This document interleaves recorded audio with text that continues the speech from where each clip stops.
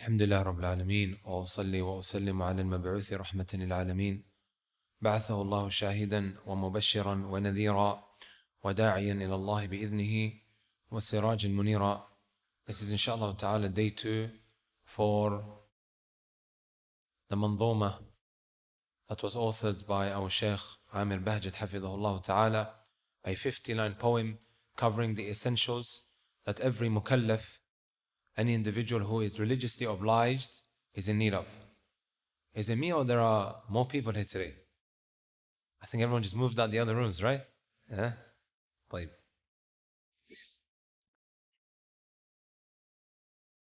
Let's get straight into it, inshallah ta'ala. We still have quite a bit to cover. Hopefully, bi'idhnillahi ta'ala, we'll finish it today. We have to be out of here by 4:30, bi'idhnillahi al-bari. So we reached line number 20, where the Shaykh, may Allah subhanahu wa ta'ala have mercy upon, and also may Allah azza wa jal preserve him, he says, فصل الصلاة شرطها قل طهر من حدث ونجس وستر دخول وقت نية والقبلة تفصيلها تطلبه محله. The Shaykh, may Allah azza wa jal preserve him, moves on to the conditions of the salah. Just as we covered yesterday the conditions of the wudu, there are also conditions of the salah. What does a condition mean? And what's the difference between a condition and also a pillar? We took this yesterday. Man yujib, who can give me the answer? Tfadal.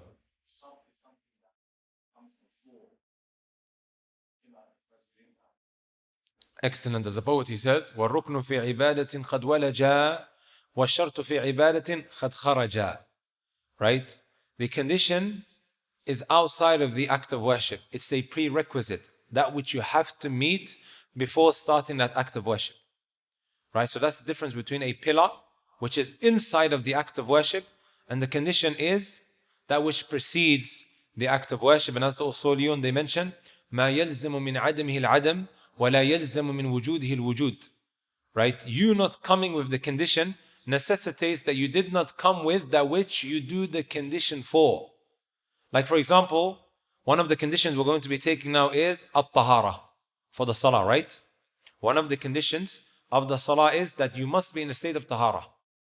The fact that you don't come with the condition, this by default means that you also did not come with that which you do the condition for, which is the salah. That's just me speaking very technically. But in summary, if you don't come with the condition, you haven't come with the act of worship that you're doing the condition for, which is the salah. Does that make sense? طيب. As-salah, when you look at the linguistic meaning of as-salah, what does it mean? We took this yesterday. Ad-du'a. As the Messenger sallallahu alayhi wa sallam, he said, وَمَنْ كَانَ صَائِمًا فَلْيُصَلِّ. When you're invited over to the walima and you happen to be fasting, then do your salah upon that individual. And we explained that it is not the salatul janazah, but rather, it's not the funeral prayer, it is in fact the dua that you make for him, barakallahu lak wa baraka alayk wa jama'a baynakuma fi khayr. And the technical meaning of as-salah is أقوال وأفعال مخصوصة مفتتحة بالتكبير ومختتمة بالتسليم. Sayings and also actions, right? Sayings and also actions that are specific, that starts with Allahu Akbar and he ends with Assalamu alaikum wa rahmatullahi or Assalamu alaikum wa rahmatullahi wa barakatuh. Does that make sense, brothers? It says شرطها قل. He says the conditions of the salah, then say number 1, طهر من حدث. He says you have to make sure that you have tahara, that you purify yourself from hadith. And we spent some time speaking about the different types of hadith yesterday. Hadith is of 2 types. Who can give me the 2 types of hadith? No, the 2 types of hadith. Go on. Akbar wa asghar. You have the minor spiritual impurity and also the major spiritual impurity. And we explained that yesterday. Right? An individual passes air. From that moment all the way up until he makes wudu, we say the state that he's in is the state of minor hadith. Does that make sense? Likewise, when an individual wakes up after having a wet dream, he may wash himself, right? He goes to the bathroom, he washes himself. However, up until he has a purificatory bath, a ghusl bath, he is considered someone who is in the state of major sexual impurity. Does that make sense? So here he is saying, you have to make sure that you purify yourself from hadith, whether it may be minor or whether it may be major. Does that make sense? And you'll be surprised, brothers and sisters, how widespread it is amongst Muslims that after having a wet dream or after having sexual intercourse, when not ejaculating, right? People think that you don't actually have to take a ghusl. As long as you just wash the private area, then khalas, you can go and pray. Right? So it's upon us, brothers, honestly, to really teach the people, guide them, and direct them to that which is, inshallah ta'ala, going to bring them salvation in this dunya before the hereafter. Min hadathin, and then he says the next thing that you need to purify yourself from is najis, wa najasin. Does everybody have the manzuma, by the way, yeah? Everyone's got the poem. You have to make sure that you purify yourself from najis. Here we're speaking about the visible physical impurities. And you have to make sure that you purify the visible physical impurities from 3 places. What are the 3 places? Your clothes. Place of praying.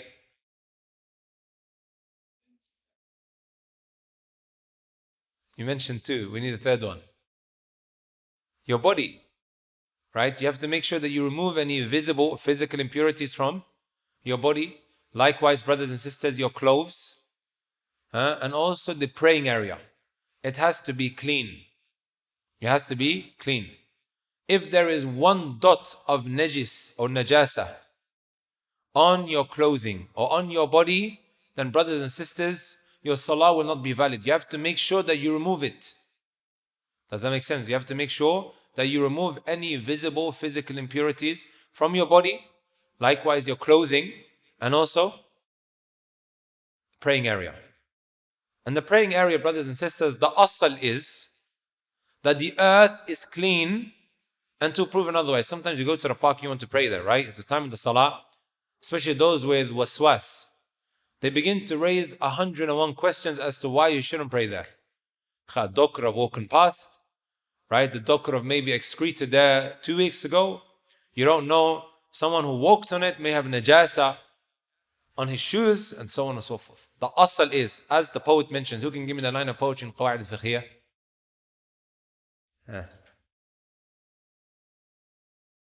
وَالْأَصْلُ فِي مِيَاهِنَا الطَّهَارَةِ وَالْأَرْضِ وَالثِّيَابِ وَالْحِجَارَةِ.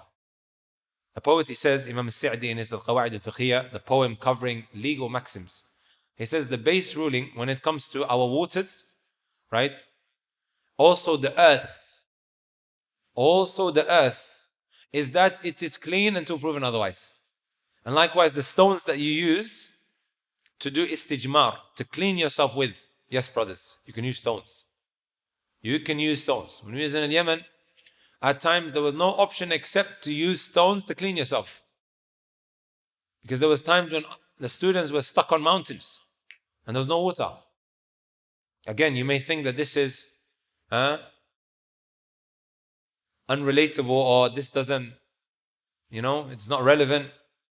Students like me and you, brothers, they were stuck on mountains from the west, but had no option except to use stones to clean themselves. Anyways, going back to what we were mentioning, the earth, it is what?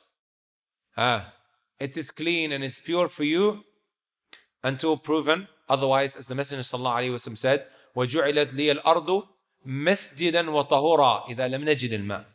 The whole earth has been made a purifying agent for me. Right? And it's also been made a masjid, a place where I can pray and prostrate on. Does that make sense? Also the Messenger ﷺ said, الْأَرْضُ كُلَّهَا مَسْجِدْ إِلَّا الْمَقْبَرَ وَالْحَمَّامِ. The whole earth is a praying area. Except where? The grave and also the hammam. What's the hammam? Are you guys sure?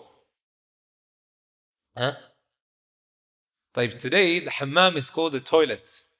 However, in previous times, the hammam was the place where they would wash themselves. So it was very different. Right? But yes, without a shadow of a doubt, if you go into the toilet, it wouldn't be valid. But the term hammam was actually used in previous times, area that they would go in or into a place that they would enter into, that they would, clean themselves and wash themselves. Right? إِلَّا الْمَقْبَرَ وَالْحَمَّامِ. Graveyard, you're not allowed to be praying there. At a graveyard, you're not allowed to pray there. When I was in Yemen, they would take us to graveyards and we would pray there. Asr prayer, Maghrib prayer, Isha, we would travel out. And subhanAllah, the least that we could say in these kind of situations is, why out of all places are you choosing a graveyard to carry out your prayers? I'm not going to judge them and say that they were actually praying to the individual in the grave. However, the fact that you're choosing out of all places to pray at a grave, where the Sheikh's great granddad was, you can clearly see that there is something fishy going on there. Right? This is where I studied before Allah Azza wa Jal guided me to the Damaj. And then people say, Akhi, that this is not actually true. Habibi, I done it. I was there. Nobody can actually tell me that doesn't happen over there in that institute in Hadramaut. طيب. What about Salatul Janazah? Don't you pray at the graveyard? And we just mentioned that you can't. This is an example of takhsisul am. In Usul al-Fiqh, you have a hadith that generalize. But then you may have a specific situation. If you miss the Salatul Janazah in the masjid, for example, you're allowed to pray there. And you're not actually prostrating or doing ruku', you're just standing, doing that Salatul Janazah over the deceased when buried. طيب. Number 3, wasatru. You have to make sure that you cover your awrah. You have to make sure that you cover your awrah. Where is the man's awrah? Does anybody know? Jamil, بين السرة والركبة. Between the navel and also what? One's kneecaps. That area is the al-awratul mughalladha. The severe type of awrah. That must be covered, whether it is the front or the back. Does that make sense? That must be covered. Right? In order for your salah to be valid. Also the Hanabila, they say, one of your 2 shoulders needs to be what? Covered as well. Right? Messenger sallallahu alayhi wa sallam said, لا يصلين أحدكم ليس على عاتقه منه شيء. One should not pray when there is nothing on his atiq. There's nothing on his shoulders. I know you probably guys are going to ask, what about the vest? There's 2 types of vests. There's 2 types of vests. You got the American vests, the big ones that they wear, and you got the British ones that you buy from Primark. We mentioned that there has to be what? Something on your shoulders. This area here is your shoulders. So you have that which covers here. And then you have the American ones that cover here. So one of your shoulders must at least be covered. One of your shoulders must at least be covered, according to the Hanabila, even though there's ikhtilaf on the matter. However, this is what the Messenger ﷺ prohibited one not to do when he is in the salah. Also that which relates to the covering of the awrah, and I think this is extremely, extremely important. Everybody needs to write down this principle. Right? They say, لا تبطل الصلاة إلا إذا اجتمع الكثير مما يظهر من العورة وطول الزمان. They looked at the evidences and they derived this important principle that will allow you to determine whether one has nullified his salat or not. Right? What does the principle say? Your salah will not become invalid except if 2 things happen at the same time. When your awrah becomes exposed, your salah will not become invalid after your awrah becomes exposed except if 2 things happen at the same time. What are the 2 things that must happen at the same time? Number 1, a lot of your awrah becomes exposed. A lot of your awrah becomes exposed. And also, the second thing is, وطول الزمان, this awrah remains exposed, or should I say, a lot of this awrah remains exposed for a long period. Let me give you guys some examples, and may Allah Azza wa Jalla save you from this. Something that commonly happens in front of the Kaaba. In front of the Kaaba. We have a lot of rookies. Normally when we take them on Umrah, they don't know how to put their ihram on. So you have, of course, the top garment, which inshallah is not necessarily an issue. Then you also have the lower garment, which they call, I think, in Urdu, a lungi. Sahih? And in Somali, they call it a ma'wis. Somehow. طيب. And in Arabic, they call it the izar, which is the lower garment. Doesn't have a belt, he's a rookie, right? So what happens? He puts it, when he goes down into ruku', you see that it drops. It's one of the most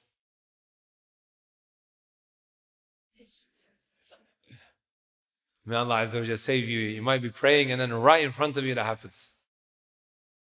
It's a traumatizing experience, honestly, it is. So what happens is in front of the Kaaba and then his izar drops. What would he do? He picks it up and then he what? Covers his awrah. Has his salah now become invalid? Why? We said two things have to happen at the same time.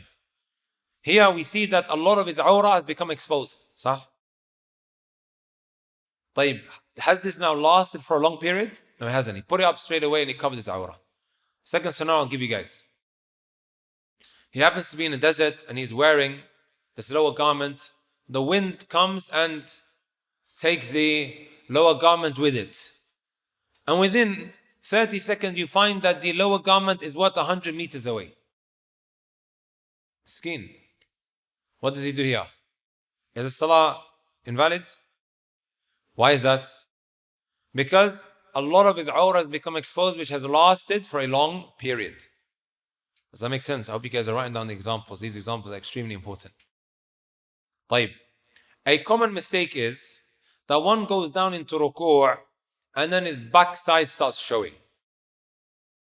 أليس كذلك? Especially if you're wearing these tight jeans. Don't know why one even would wear that. That are so tight. Right? You can see the whole shape of his backside when he goes down into ruku'. مع الأسف. He goes down into ruku' and you see, forget about the shape of his lower body, right? You see that the jeans are so tight, it ends up what? Exposing his actual awrah. ما رأيكم? Does the salah now become invalid?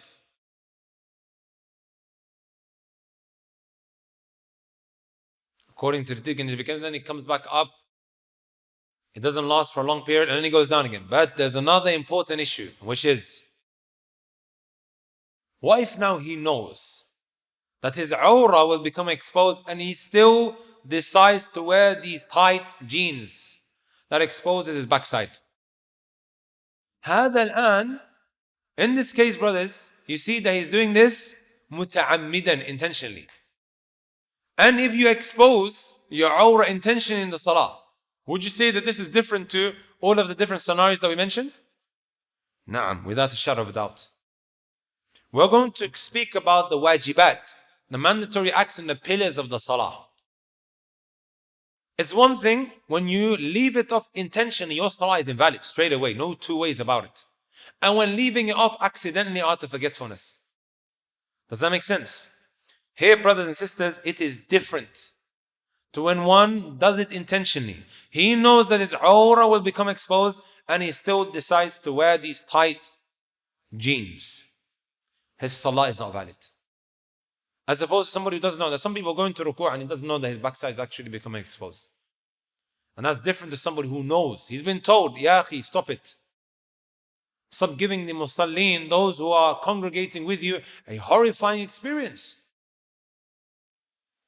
And he still decides to persist. And his salah would be invalid in this case.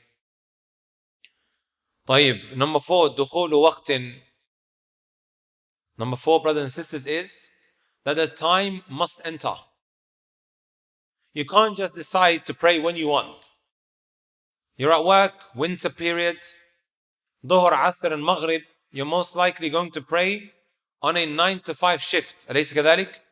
I'll pray maybe before I start my shift at 9 a.m. ما رأيكم? I'm just doing it before, right? I'm just doing it before. لا. The salawat, brothers and sisters, has periods that you need to pray on. And likewise, delaying it, my brothers and my sisters, to outside of his time is one of the major sins. كما قرر ذلك الذهبي في الكبائر. As mentioned by Imam al-Dhahabi in his Al-Kabair. And Al-Hajjawi as well, I believe. Does that make sense? You can't just pray when you want. إِنَّ الصَّلَاةَ كَانَتْ عَلَى الْمُؤْمِنِينَ كِتَابًا مَوْقُوتًا. The salawat have been prescribed for a specific time. Number 5, niyatun. Number 5, niyah. The intention. The intention comes in extremely handy, brothers and sisters, and we've already made mention of it when speaking about the wudu. It comes in extremely handy when you've missed your salawat. Let's just say you overslept and you missed al-dhuhr and also asr. Do you have to make up for it? نعم. من نام عن صلاة أو نسيها. Whoever oversleeps or forgets, then the expiation is that he prays it إذا ذكرها, when he remembers. Even if it is after 10 years.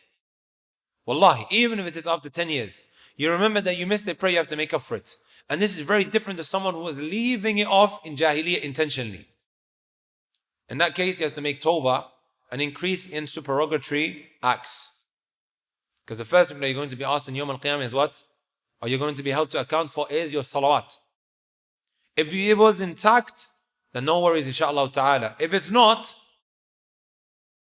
your supererogatory prayers are going to be checked. Did he have enough? So this is why we say you make tawbah, sincere one, and then you also increase in supererogatory prayers.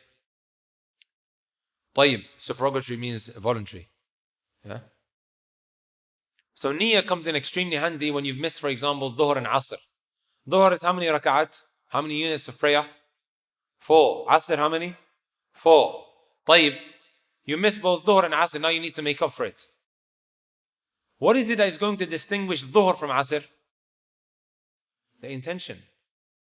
Right? The intention. طيب, I'm going to intend now that this is what? Dhuhr, and this is what? Asr. Does that make sense? Number 6, wal-qiblah. You have to make sure that you face the qiblah. Does that make sense? If you are in front of the Kaaba, you have to make sure that you face Aynul Kaaba. You have to be what? Directly facing the Kaaba. However, there is lenience when you are what? In another country or outside of the Haram area. In that case, you have to face Jihatu al-Kaaba. You have to face the direction of the Kaaba. You guys see the difference? Because what happens sometimes, and this is a common mistake that can take place, you're in front of the Kaaba, but due to whatever reason, he's what? Standing in front of it, but he's actually what? A little bit off. In that case, you're not excused. But anywhere else, you have to face what? ما بين المشرق والمغرب, as the Messenger ﷺ said, qibla. Between the east and the west, there's what? The qibla. You make sure that you face that direction. To make sure that you face that direction.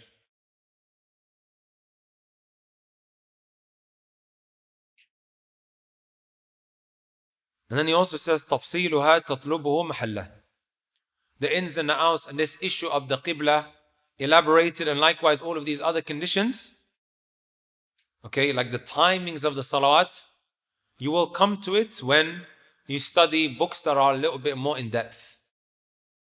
That's what it means, تفصيلها, يعني these issues that are elaborated, you can inshallah ta'ala study it later on, because there's a lot that can be mentioned with regards to the timings of the salah.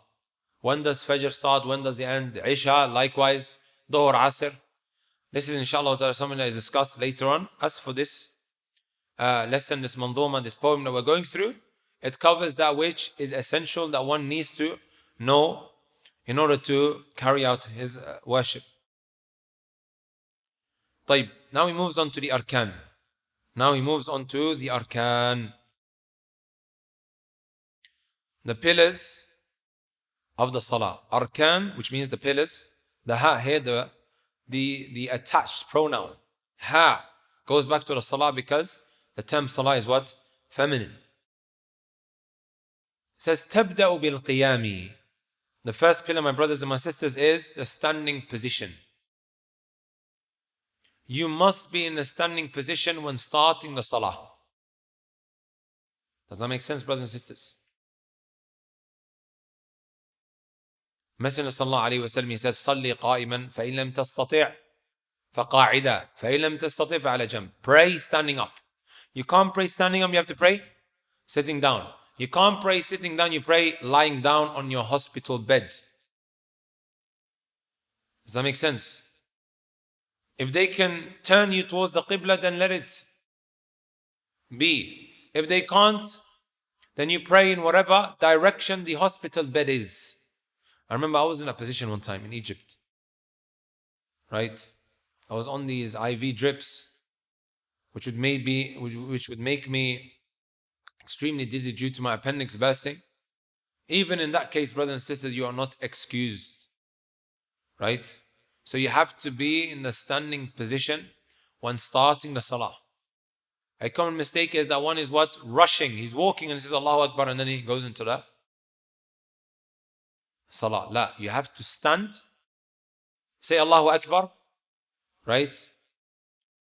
And that's how your salah must start. Also, I think it's important to make mention of, if an individual cannot do some parts of the prayer in the standing position, but he can come with other parts or vice versa. He can stand, but he can't do the ruku' and the sujood, maybe due to old age.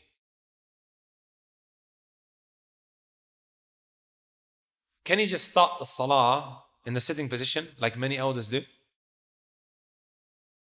Who can give me the line of poetry in Al-Qawaid al-Fiqhiyah? You guys studied it, right? طيب, the poet, he says, Imam Sa'di, وَيَفْعَلُ الْبَعْضَ مِنَ الْمَأْمُورِ إِنْ شَقَّ فِعْلُ سَائِرِ الْمَأْمُورِ. The principle is, brothers and sisters, if you have an act of worship that has different parts to it, like the salat, you have standing position, ruku', sujood, and so on and so forth. If you can do some, you are not excused for leaving the rest. Does that make sense? Many elders, mashallah, right? He walks from his house all the way to the masjid. He goes and gets the kursi, the chair, puts it in the row, sits down when starting his prayer. يصلح؟ لا أبدا. If you can't do the ruku', but you can stand up, you have to come with what you can. Does that make sense, brothers and sisters? Likewise, a pregnant woman, she can stand up. However, she may struggle to do ruku' and sujood. She starts the prayer standing up, but then when it comes to ruku' and the sujood, that obligation is uplifted from her. Does that make sense, brothers and sisters? So the principle is, وَيَفْعَلُ الْبَعْضَ مِنَ الْمَأْمُورِ. He carries out that which he can from that which he has been commanded with, if the rest is hard and difficult. Does that make sense, brothers? Remember Shaykh Abdul Razak al-Badr one time was telling this story. He said, I saw an old man walk from the beginning of the haram all the way till the rose. And then when he started the salah, he started in the sitting position. So after the salat, I approached the old man, he says, and I began to advise him that this is now going to invalidate his salah, because if you can stand up, but you don't, that's going to invalidate your salah. Does that make sense? So the man is standing there for 10 minutes arguing with the Shaykh, I can't. But he's standing up arguing. Shaykh, I can't start the salah in the standing position. While he's standing there for 10 minutes arguing with the Shaykh. هذا غلط. This is only going to invalidate your salah. طيب, how do you pray on a plane? I think again, this is a very common issue that needs to be made mention of. If you're on a plane, my brothers and my sisters, and there is a dedicated area or a situated area for the salah, you must go to that place. Sometimes you find even practicing men on a plane praying on their seats. La, that salah is invalid. Okay? You have to go to the designated praying area. Like on Saudi Airways and also Qatar Airways. I think also on the Ittihad Airways, they have that. A designated praying area. Right? Or pray area. You go there and you pray there. Like, what if you don't have that? When you don't have a designated area for prayer, what is it that you do?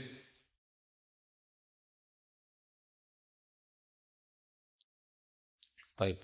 But before that, you go ask one of the flight, what do they call them? Huh? Flight attendant?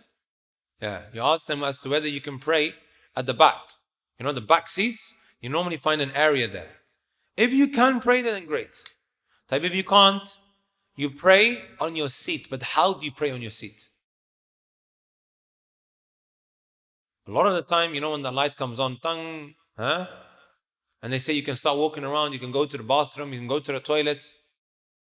People start walking around. So you have that flexibility. Can you stand up? Yes, you can. So what you can, you must do. However, the ruku', can you do the ruku' position with that chair right in front of you? No, you can't. So this is what you do. Start like that. Allahu Akbar. And then when it comes to the ruku', you sit down. Yeah. Sami' Allahu liman hamidah. Yeah. This is what you would have to do.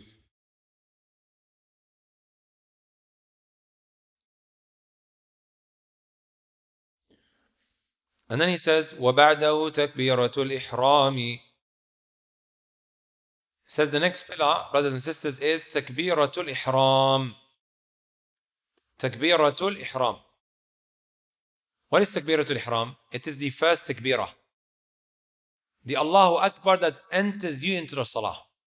A common mistake, brothers and sisters, is that when he sees the imam in the ruku' position, he runs into the masjid.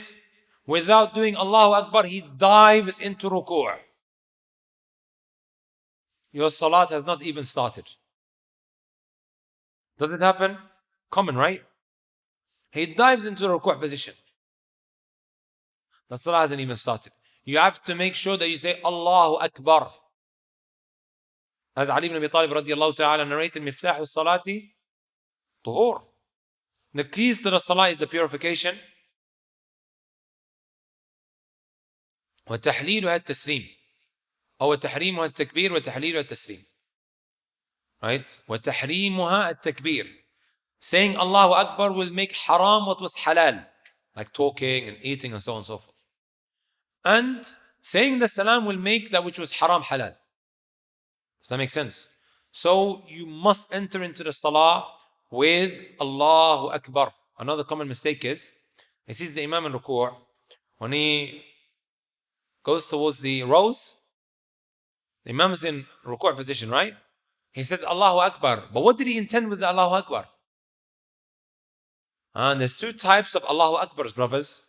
The Allahu Akbar that enters you into the salat, and then all of the other takbirat. I call all of the other times when you say Allahu Akbar, the transitional takbir. Which we will come on to, that's wajib, but this one is a pillar. So he intends the other one. And your salah hasn't even started. Does that make sense? Right? So you must intend the takbiratul ihram. Okay? If you then want to come with another Allahu Akbar when going down into ruku', no problem. Does that make sense, my brothers and my sisters? طيب.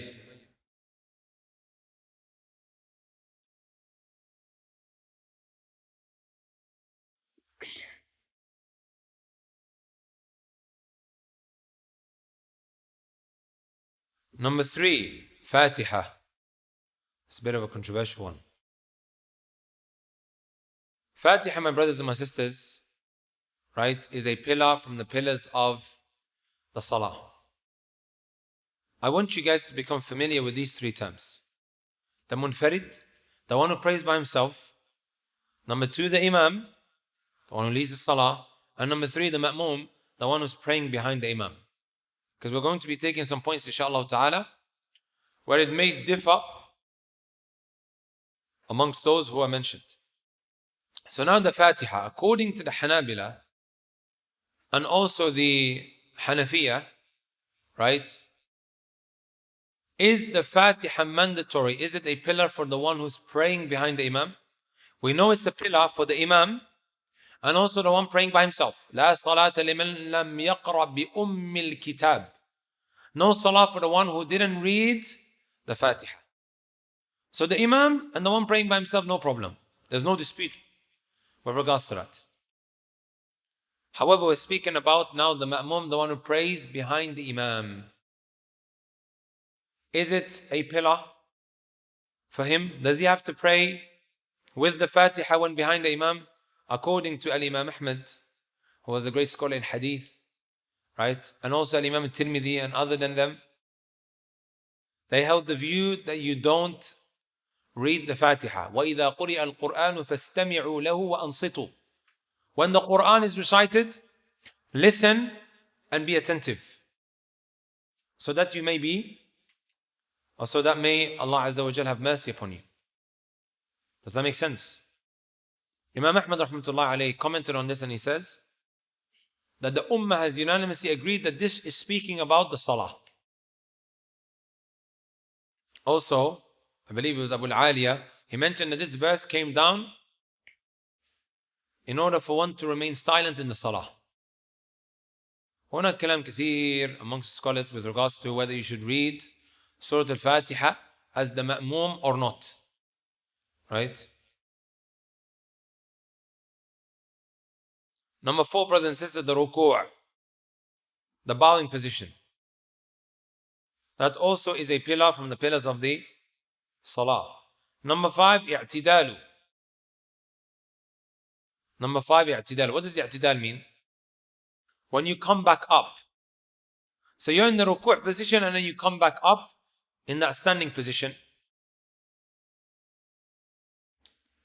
Number 6, sujood. The prostration. This is also what? A pillar. This is now pillar number 6. And the sujood, my brothers and my sisters, has 7 pillars. Don't worry, it's not going to be that confusing. What are the 7 pillars? Hadith Abdullah ibn Abbas, Messenger sallallahu alayhi wa sallam, umirtu an asjuda ala sab'ati a'dhumin. I was instructed, commanded by Allah Azza wa Jal, to prostrate on 7 parts.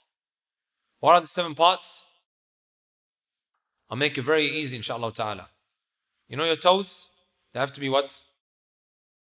Touching into the ground. Sometimes you see toes wobbling in the air. That will invalidate your sujood. It has to be what? Like that. So that's already 2. Then you have your 2 knees that need to be what? Touching the ground. Then you also have your 2 hands that need to be touching the ground. How many is that so far? 6. Then you also have what? The forehead and the nose. That needs to be touching the ground. And again, a common mistake is that one does sujood, but he's like that. His nose is up and his forehead is stuck to the ground. Does that make sense, brothers, sisters? Number 7. الرفع على ما قالوا, coming back up. So you're in the sujood position. In between the 2 prostrations, you come up, right? So that coming up is a pillar. Right? So number 7 is to come up. Number 8 is to be in the sitting position when coming up. That's what he means by ثُمَّ جُلُوسٌ بَيْنَ سَجْدَتَيْنِ, being in the sitting position between the 2 sujoods. Because somebody may come up, but he may not necessarily be sitting. Do you guys get the difference between the 2 pillars? ثُمَّ جُلُوسٌ بَيْنَ سَجْدَتَيْنِ. Number 9, سُكُونُهُ, to remain calm in each of these positions for a moment. From the common mistakes, my brothers and my sisters, is, and I don't find this funny, when this video goes around in the month of Ramadan. I think it's an imam in Indonesia or in Malaysia, one of these countries over there, And then someone comments and says, Ferrari Imam. He's praying the whole Taraweeh in maybe what? 2-3 minutes. Up, down, up, down, up, down, up, down. And people are sending this video around as a meme. Wallah, it's not funny. Our religion and acts of worship, brothers and sisters, are what? Built on veneration. So for you to find this funny or to send it around, or that individual who's putting these captions on the video, right? Wallahi, this is unacceptable. The Messenger sallallahu alaihi wasallam, he asked his companions, do you know who the worst of thieves are? Companions said, Allah wa Rasulullah alam. He said, أسوأ الناس سرقة الذي يسرق من صلاته. The worst of the thieves is not the one that carries out a daylight robbery here in Brixton, or the one who robs old nannies when doing these CC scams. That's not the worst of thieves. Yes, of course we condemn that. It's wrong, it's horrible, it's unacceptable. But the worst of thieves is the one who يسرق من صلاته, he steals from his salah. How does he steal from his salah? He doesn't do the ruku' or he doesn't do the sujood properly. Rushes into it up and down, up and down.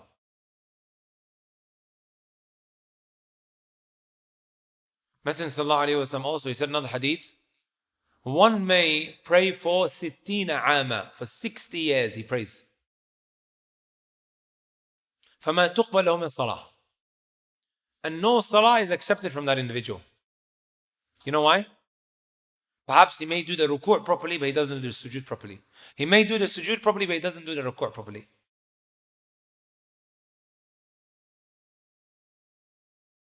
Allah subhanAllah, it reminds me of an image that I came across many years ago. One of the actors from, I think he was in Egypt, passed away. And when they were praying his janazah, as soon as the Imam said the second takbirah, so Allahu Akbar, all of these artists, these musicians, these singers, they went down into ruku'. Some of them, wallahi, brothers and sisters, they are at the age of 60, at the age of 70.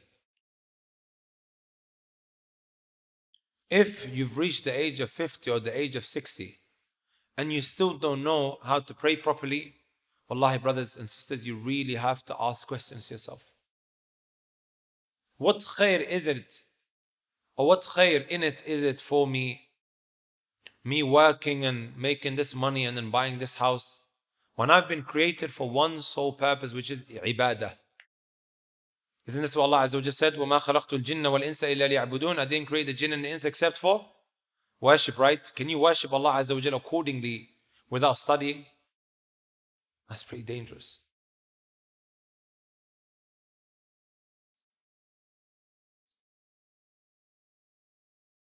طيب. Number 10, ثاني التشهدين, the second tashahhud. The second tashahhud. التحيات لله والصلوات والطيبات السلام عليك أيها النبي ورحمة الله وبركاته. السلام علينا وعلى عباد الله الصالحين. أشهد أن لا إله إلا الله وحده لا شريك له. Is that correct?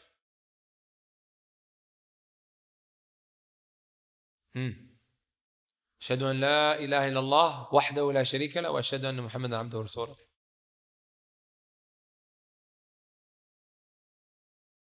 I'm going to come on to that, but I'm talking about this part. أشهد أن لا إله إلا الله وأشهد, or أشهد أن لا إله وحده لا وأشهد أن محمدا عبده ورسوله. Why not, brothers? Isn't this what the Prophet ﷺ taught his companions on the day of Arafah and maybe other times? And also, you might read it in your adhkar and so on and so forth. Why shouldn't we just add this? You know, Abdullah ibn Mas'ud radiallahu ta'ala anhu was a very well known tashahhud. They call it the tashahhud of Abdullah ibn Mas'ud. He was teaching somebody. And then the person that he was teaching said, let's add wahdahu la sharika lah. Abdullah ibn Mas'ud said, لا. He said, هكذا علمنا. This is how we were taught. Maybe outside of the salah you can say it, but not now. This is how we were taught. What does that show us, my brothers and my sisters? Ittiba'. Following the Messenger sallallahu alaihi wasallam step by step. How he done it. Even wahdahu la sharika. We know that is the truth. Abdullah ibn Mas'ud goes, Naam, that's how it is. Walakin, this is how we were taught. This, my brothers and my sisters, is following the sunnah of the Messenger sallallahu alaihi wasallam and how it should be. Right? قف حيث وقف القوم. Whatever they did, suffice yourself with that. وقل بما قالوا. And say what they said. Stick to that. Don't add, don't subtract. We have a blueprint that is very clear. The sun is out, right? Our deen is as clear as that. تركتكم. What was the hadith? تركتكم على البيضاء ليلها كنهارها لا يزيغ عنها إلا هالك. It's as clear as day, like the sunnah of the Prophet ﷺ, how one should worship Allah. It's not about what I think, or my sheikh, or my Mawli Sab, or the Pir Sab said. La, it's not about that. It's about what Allah and His Messenger ﷺ, and how the companions worshipped Allah Azza wa Jal. طيب. So the tashahud plus the plus what? What do you say after the tashahud? الصلاة الإبراهيمية. Right? اللهم صل على محمد وعلى آل محمد كما صليت, up until the end of the dua. So the 10th pillar is to come with the tashahud plus the الصلاة الإبراهيمية. Number 11, my brothers and my sisters, والجلسة الأخيرة. Right? When doing the tashahud, he can't be standing up. He can't be like تحياتُ لله. He has to be in the sitting position. He has to be in a sitting position. Does that make sense? Can you guys see the difference between number 10 and number 11? Number 10 is him saying the tashahud. And number 11, brothers, is to be in the sitting position when coming with the tashahud. Number 12, at-taslim. Assalamu alaikum wa rahmatullah. Assalamu alaikum wa rahmatullah. And according to the Hanabali, you have to come with both of them. Both of them are considered a pillar. Then let me ask you guys a question.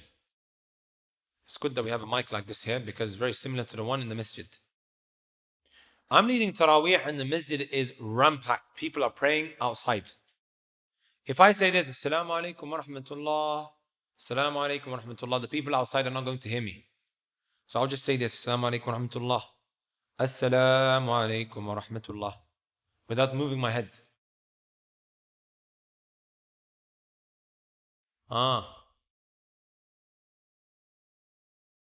Is it valid? Which is to move your head. But not everything in the salah is actually a pillar. To move your head is a sunnah. To move your head is a sunnah. So your salah would be valid, and here's when your fiqh comes in. You got people outside who might not necessarily hear. Right? You got people outside who might not necessarily hear. Are you going to leave them in limbo? Confused? Has the salah finished? Has it not? They're having doubts in the salah. So you have to be smart here. Okay, and this is when your fiqh comes in extremely handy. And likewise, you happen to be stuck in the haram and you have a little bit of water. You have a little bit of water. What do? Are you going to start now doing a type of wudu where you wash every part 3 times and la, you're going to use that water to cover the bare minimum. Comes in handy when you're in haram. This is again when your fiqh comes in. Does that make sense? So this is why it's important to know the bare minimum of stuff. Number 13, tartibuha, it has to be in order. You can't decide, you know what, today I feel like going into the sujood because my iman is so high and I know that the sujood position is the closest that you draw to Allah. أقرب ما يكون العبد من ربي وهو ساجد. يصلح? Let me start with the sujood and then I'll work my way up and then I'll come back down again. لا ما يصلح. It has to be in order. And then he says, وَفَّقَكَ الْعَلِيمُ. May Allah subhanahu wa ta'ala, the one who's all-knowing, give you a tawfiq. I'm going to stand over this for a moment, brothers and sisters. A tawfiq is from Allah. At-tawfiq is from Allah. Acquiring the sacred knowledge is not like studying civil engineering or mathematics. This ilm is sought from Allah. Allah Azza wa Jalla gives it to who He wills. So if you desperately want to ask Allah Azza wa Jalla, you're not going to be able to acquire knowledge with your brilliance and your intelligence. It doesn't work like that. Yes, your intellect and your intelligence may help you. However, it is not the determining factor when it comes to you being blessed with this nur. There has to be periods in the day and likewise in the night that you dedicate asking Allah subhanahu wa ta'ala, Ya Allah, grant me this beneficial knowledge. And when you do that, brothers and sisters, especially with the dua, you will see Allah Azza wa Jalla will open doors that the mind couldn't imagine. Right? فلا بد أن تتضرع وسل من ربك التوفيق فيها وأخلص في السؤال إذا سألت, as the poet mentions, right? Ask Allah Azza wa Jalla for tawfiq and be sincere when doing so. ونادي إذا سجدت له اعترافا, and when you call out to Allah Azza wa Jalla, call out to Him confessing your sins the same way. كما ناداه ذو النون ابن متى, just like Yunus alayhi salatu wasalam, who was in the stomach of the whale, right? Three darknesses: the darkness of the night, the darkness of the sea, and the darkness of the stomach of the whale. And then he called out, لا إله إلا أنت سبحانك إني كنت من الظالمين. Right? Calling out to Allah subhanahu wa ta'ala, I was indeed from those who wronged themselves. Allah responded back to him straight away, فَاسْتَجَبْنَا لَهُ وَنَجَّيْنَاهُ مِنَ الْغَمِّ. Right? So when you do that, call out to Allah subhanahu wa ta'ala, confessing your sins, just like Adam did, just like Musa done, just like Yunus did. وَلَازِمْ بَابَهُ قَرْعًا عَسَاهُ سَيَفْتَحُ بَابَهُ لَكَ إِنْ قَرَعْتَ. Keep knocking on that door. Right? And the more you keep knocking, you will see it will indeed be opened. It's bound to be open, brothers and sisters. But you have to keep knocking, keep asking Allah. Just because it's difficult, it doesn't mean you should leave it off. Allah Azza wa Jalla can open them doors for you. There are people who really struggled to memorize one page of the Quran. They would sit for 20 hours. Right? They really, really struggled. And I was one of them. Wallahi, without exaggeration, 19 hours, 20 hours, I would sit down just to memorize one page. And it just wasn't happening. I'd go to the teachers as if I never memorized anything. I remember at the time, they told me to start making dua at night, and within 3 weeks, you will get it. Allahu A'lam when it comes to these dates. And this was one of the benefits I took away from that institute in Hadramaut. Maybe the Qiyamul Layl part is correct, but as for 3 weeks and alongside so many other things that you need to read and say. But the point of the matter is, doors will open if you keep on asking. طيب. So these are the pillars, my brothers and my sisters, that you must come with. Does that make sense? You have to come with these pillars, and you're not excused for leaving it off. Whether it may be intentionally or out of forgetfulness, you must come with it. And I will, inshallah ta'ala, when we speak about the mubtilat, that which nullifies your salah, okay, what one must do when he leaves off a pillar. Because there's two scenarios. You forgot one of the pillars while you are inside of the salah. What is it that you do? Again, it's a common question that people tend to ask, which I, inshallah ta'ala, will elaborate on. Did everybody get that so far? The arkan? I think it's pretty clear, right? طيب. Inshallah ta'ala, let's move on to the wajibat. Let's move on to the wajibat. Actually, before we do, let's take a 5-minute break, inshallah. It's 57 past. Please, brothers, take 4 minutes. We're a bit short on time today. It's 57. Come back at 1 past. Stand up. If you need to do star jumps, then do so. Stretch. Get the blood running through the body. Inshallah ta'ala.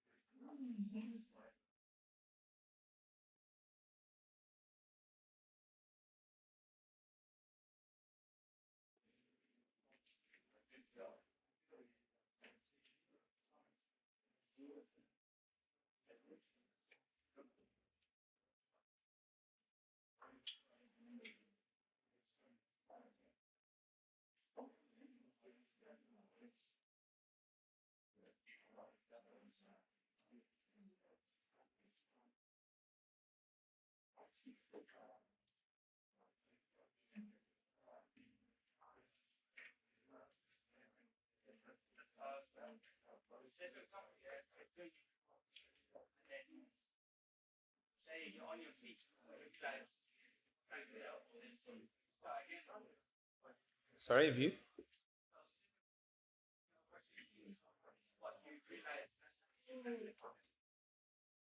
have to go back, yeah. I mentioned a hadith yesterday, remember, of the man. You have to go back to that, providing that it didn't get dry. Huh? No. You can go back to it. Providing that that pillar.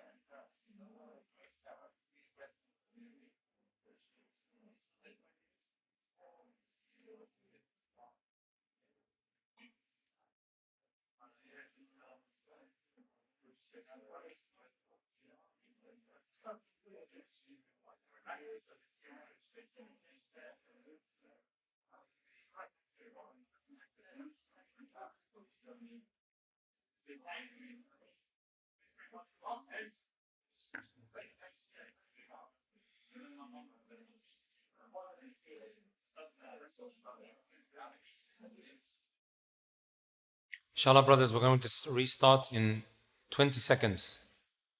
So quieten down, please.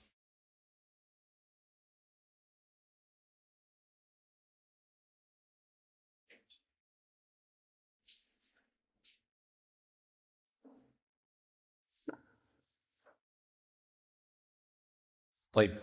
Inshallah, now let's move on to the wajibat. We have 18 minutes to go through that which remains of salah, and we will break for Salatul Dhuhr. We'll do what we done yesterday. We'll go to the masjid and then come straight back, inshallah ta'ala.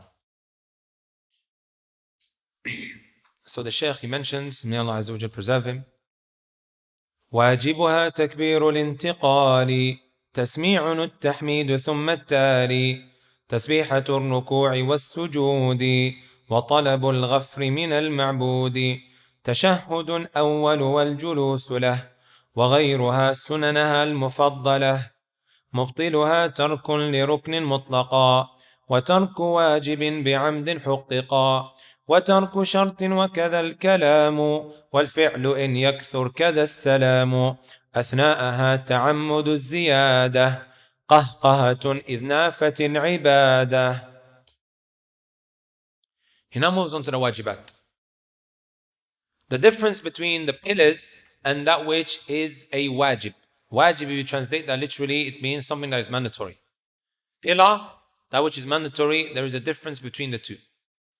Arkanuha, brothers and sisters, is something that you must come with. Whether you forget, right, or you leave it off out of forgetful, or you leave it off intentionally, you must still come with it. You are not excused.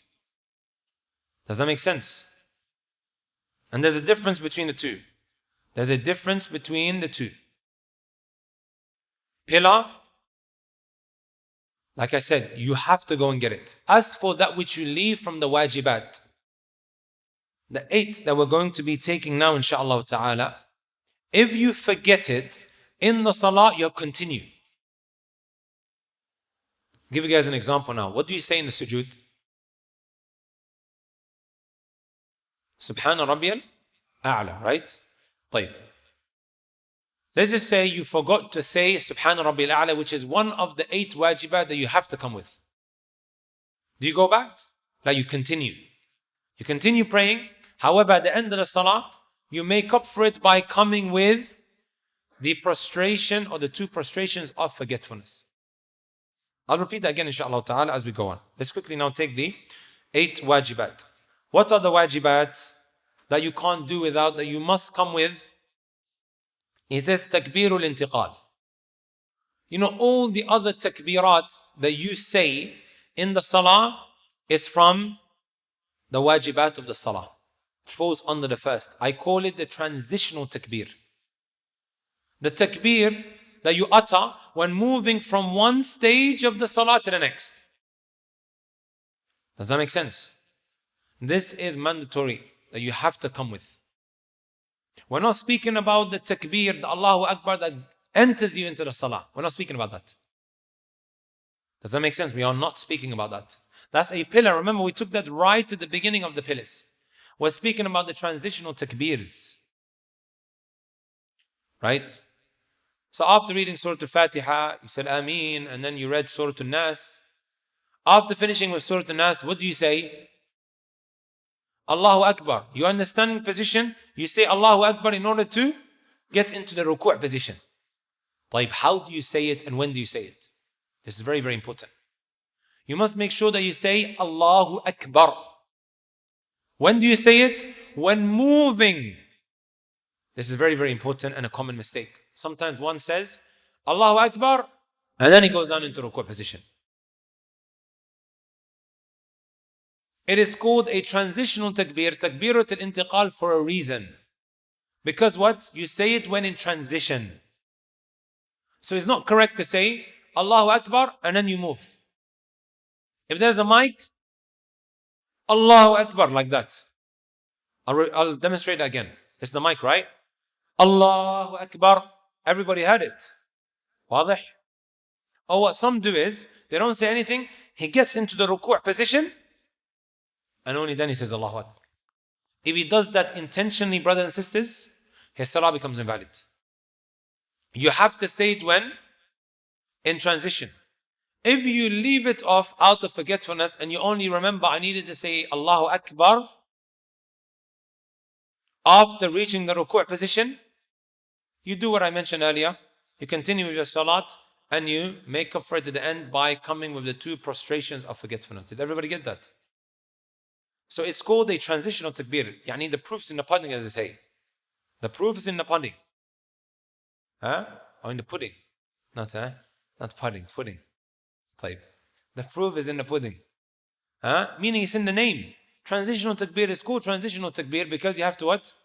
Say it when moving from one position to the next. Does that make sense, brothers and sisters? Number 2, brothers and sisters, is tasmi'un, which means, what does tasmi' mean? Sami' Allahu liman hamidah. Right? Remember how I categorized the 3 types of people who pray? Who are they? The Imam. Who else? The one who prays behind the Imam, and also the one who prays by himself. طيب, tasmi', brothers and sisters, saying Sami' Allahu liman hamidah is only mandatory upon who? The Imam and the one praying by himself. You may want to write that down.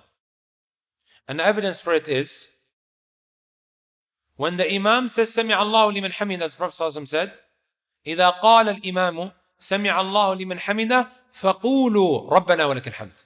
Then you, O individual who's praying behind the Imam, then say ربنا ولك الحمد. Does that make sense? If you memorize this hadith here, right, understanding what's wajib upon who will become extremely easy.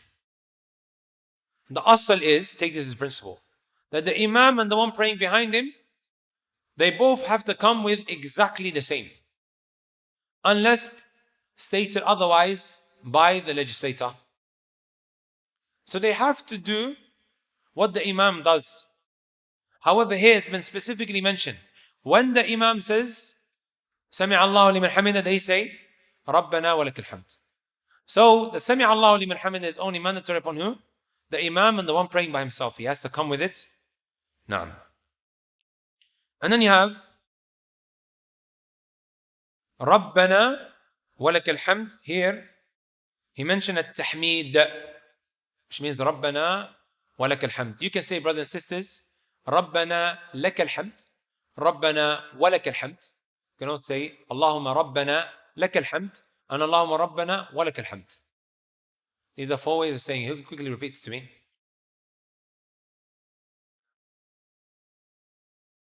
Good. Allahumma. Then you have Allahumma. So Rabbana la lakal hamd. Rabbana wa lakal hamd. Then you have the other one that has Allahumma before it.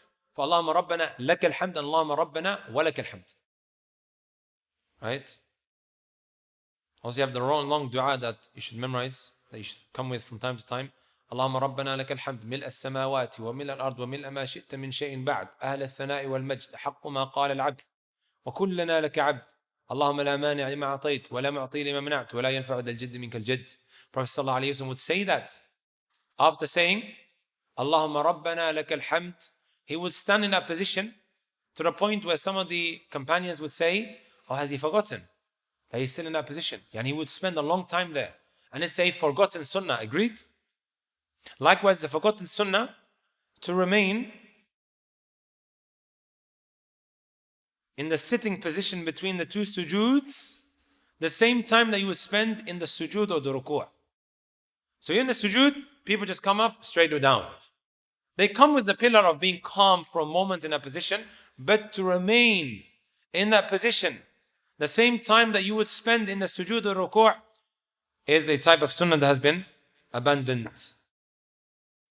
طيب, so now at-tahmeed, which is to say Rabbana wa lakal hamd. So the Imam and the Munfarid, they're in the ruku'. Everybody watch me, right? I'm going to demonstrate it. You're in the ruku'. He's coming up. Sami' Allahu liman hamidah. And then while in that standing position, the Imam and the one who is praying by himself, they say Rabbana wa lakal hamd. As for the one praying behind the Imam, when the Imam says Sami' Allahu liman hamidah, he says Rabbana wa lakal hamd as moving up from the ruku' to the sujood position. Did everybody get that? I'll say it again. If you're praying behind the Imam, you say Rabbana wa lakal hamd like this. You're in the ruku', right? I know my ruku' is a little bit, but say in the ruku', ربنا ولك الحمد. Does that make sense? But the Imam and the one praying by himself, سمع الله لمن حمده ربنا ولك الحمد. Does that make sense? And that's because of the hadith. فإذا قال الإمام سمع الله لمن حمده فقولوا ربنا ولك الحمد. When the Imam says سمع الله لمن حمده, then you say ربنا ولك الحمد. ثم التالي, and then he says, number 4, تسبيحة الركوع. That which you say in the ruku', which is سبحان ربي العظيم. And then in the sujood, سبحان ربي الأعلى. There's a hadith narrated by Imam Ahmad on the authority of Uqba ibn Amir. Messenger sallallahu alayhi wa sallam said, when the verse came down, فَسَبِّحْ بِاسْمِ رَبِّكَ الْعَظِيمِ, he said, اجعلوها في ركوعكم. Put that in your ruku', يعني glorifying Allah Azza wa Jal. Right? سبحان ربي العظيم. And then when سبح اسم ربك الأعلى came down, Prophet sallallahu alayhi wa sallam said, اجعلوها في سجودكم. Put that in your sujood. Meaning, سمع الله سبحان ربي الأعلى. Everybody get that? The fact that he commanded, and we can take a quick usul fiqh principle, أصل الأمر يقتضي الوجوب إلا إذا دلت القرينة على أن المراد هو الاستحباب أو الإباحة. The base ruling when it comes to a commandment is that it is wajib until proven otherwise. And here the Messenger sallallahu alayhi wa sallam commanded, he said, place it in your sujood. Meaning, سبح اسم ربك الأعلى, praise him by saying, glorify him, سبحان ربي الأعلى. Does that make sense?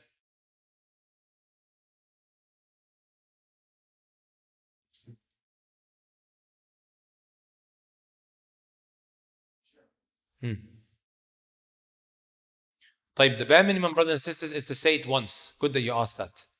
The bare minimum is to say it once.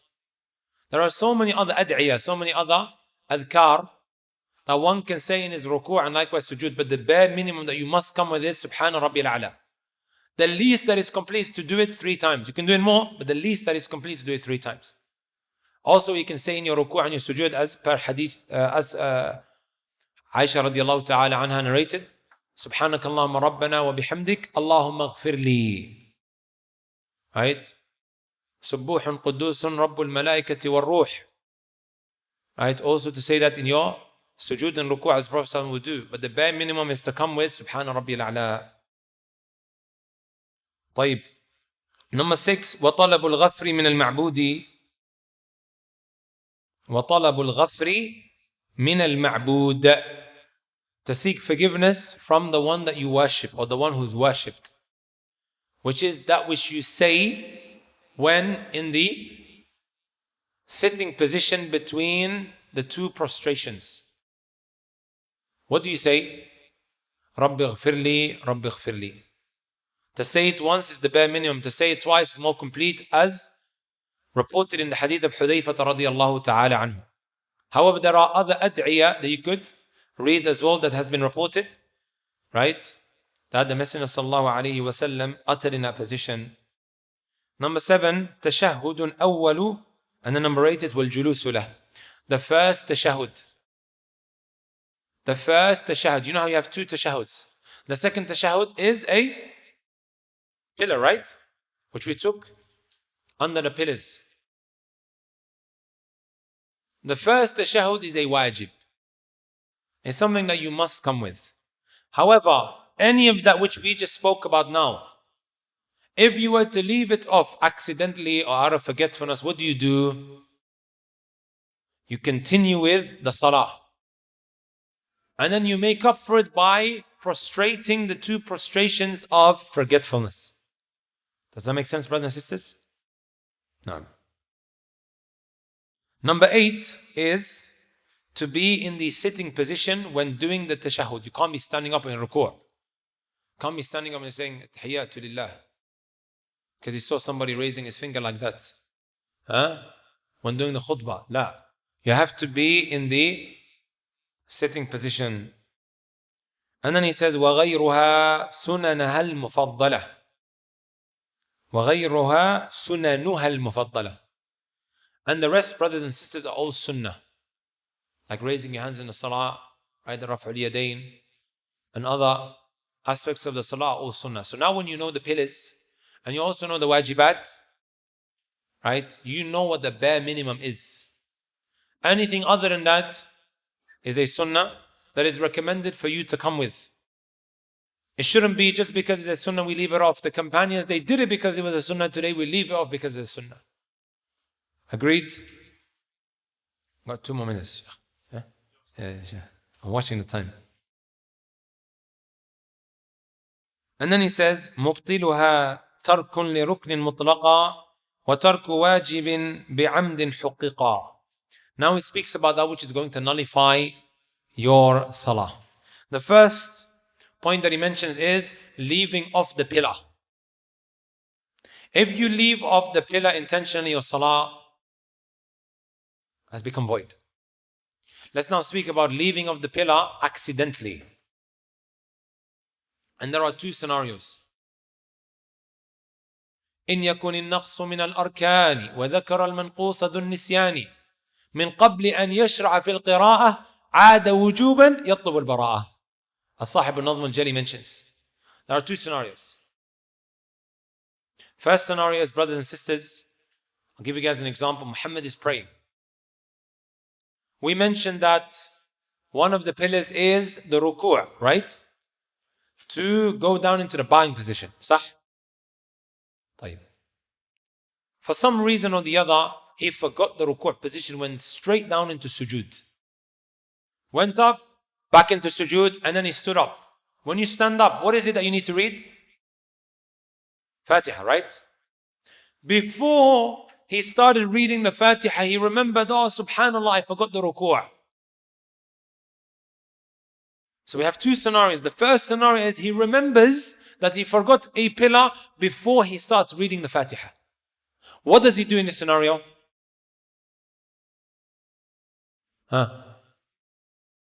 He goes back into the ruku' position and comes with that.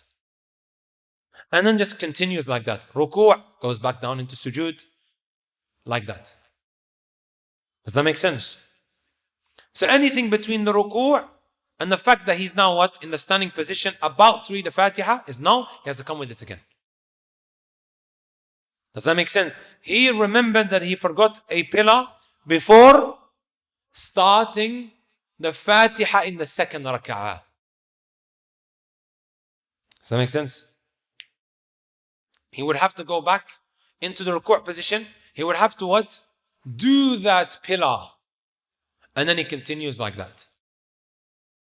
Did everybody get that point?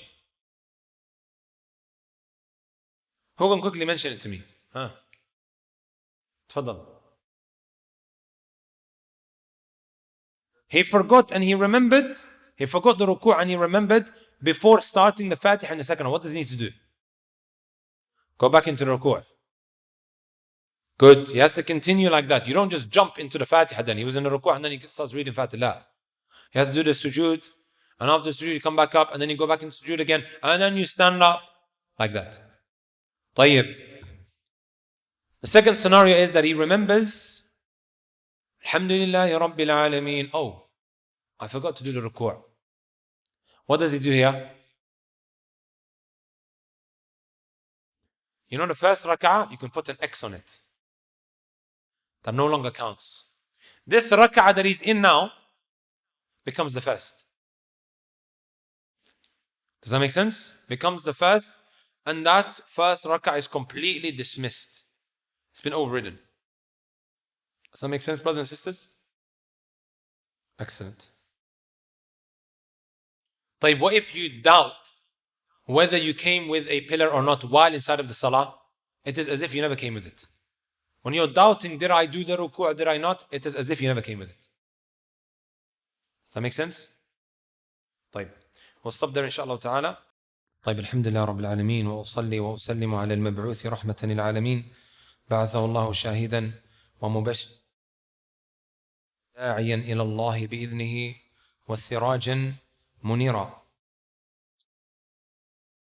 This is now the second sitting on the second day where we are going through the 50-line poem authored by our beloved Shaykh Amir Bahjat Hafidhahullah Ta'ala ورعاه. We reached the point when the Shaykh he said, وَتَرْكُ وَاجِبٍ بِعَمْدِ الْحُقِّقَى. Likewise, if an individual leaves off a wajib. How many wajibat did we take? 8. Who can quickly give me 2? Without looking. You know, on the green. Good. Takbirat intikhal. Also saying Sami Allahu liman hamidah. First tashahhud. Jameel. تفضل.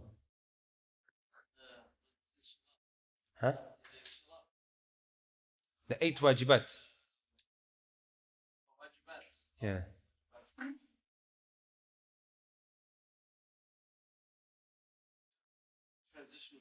Good. Transitional takbir. This requires a little bit of time to get your neck around. You look at the 8, then you look at the 13 that were mentioned of the pillars. There were 13 mentioned. Some of the scholars in their books, they mention 14 pillars. Okay. Does that mean that they differ on what a pillar is? La. Sometimes they just place 2 under 1 pillar. You know how we spoke about the tashahhud? Tahiyyatu lillah. We also said, add to that the salatul Ibrahimiyya. Sometimes they might just count them as 2 pillars and it ends up becoming 14. Did you just lead the salah? MashaAllah. Ya the Imam, Allahumma barik. طيب. So now leaving off any of the wajibat intentionally. If one, for whatever reason, says, you know what, can't be bothered, had a long day at work, my mouth is tired, I was on the phones, 8 hours straight, I'm just going to remain silent. Doesn't say Subhana Rabbil A'la. Is the salah valid? Intentionally if he leaves it off, it is batil. It is what? Void. However, if he forgets it, he continues with the salat and then makes up for it at the end by coming with the 2 prostrations of forgetfulness. Does that make sense? Jameel. طيب, how do you pray salatu, not salatu istikhara? How do you do the sajdatay as-sahw, the 2 prostrations of forgetfulness? There's a difference of opinion amongst the scholars. The Shafi'is, they always say it is before. The Hanafis, they say it's always after. The Hanabila, generally speaking, it is before. However, there are scenarios where it is after. For example, if you finish before you should be finishing the salah, you do it what? After the salam. Okay? Ala kulli hal, this is an issue of leniency, la ba's. Whether you do it before or you do it after, there's no issue inshaAllah ta'ala. But if you look at the evidences, they are mainly before the salam. So you just finished your tahiyyat. Right? اللهم إني أعوذ بك من عذاب جهنم ومن عذاب القبر ومن فتنة المحيا والممات ومن شر فتنة المسيح الدجال.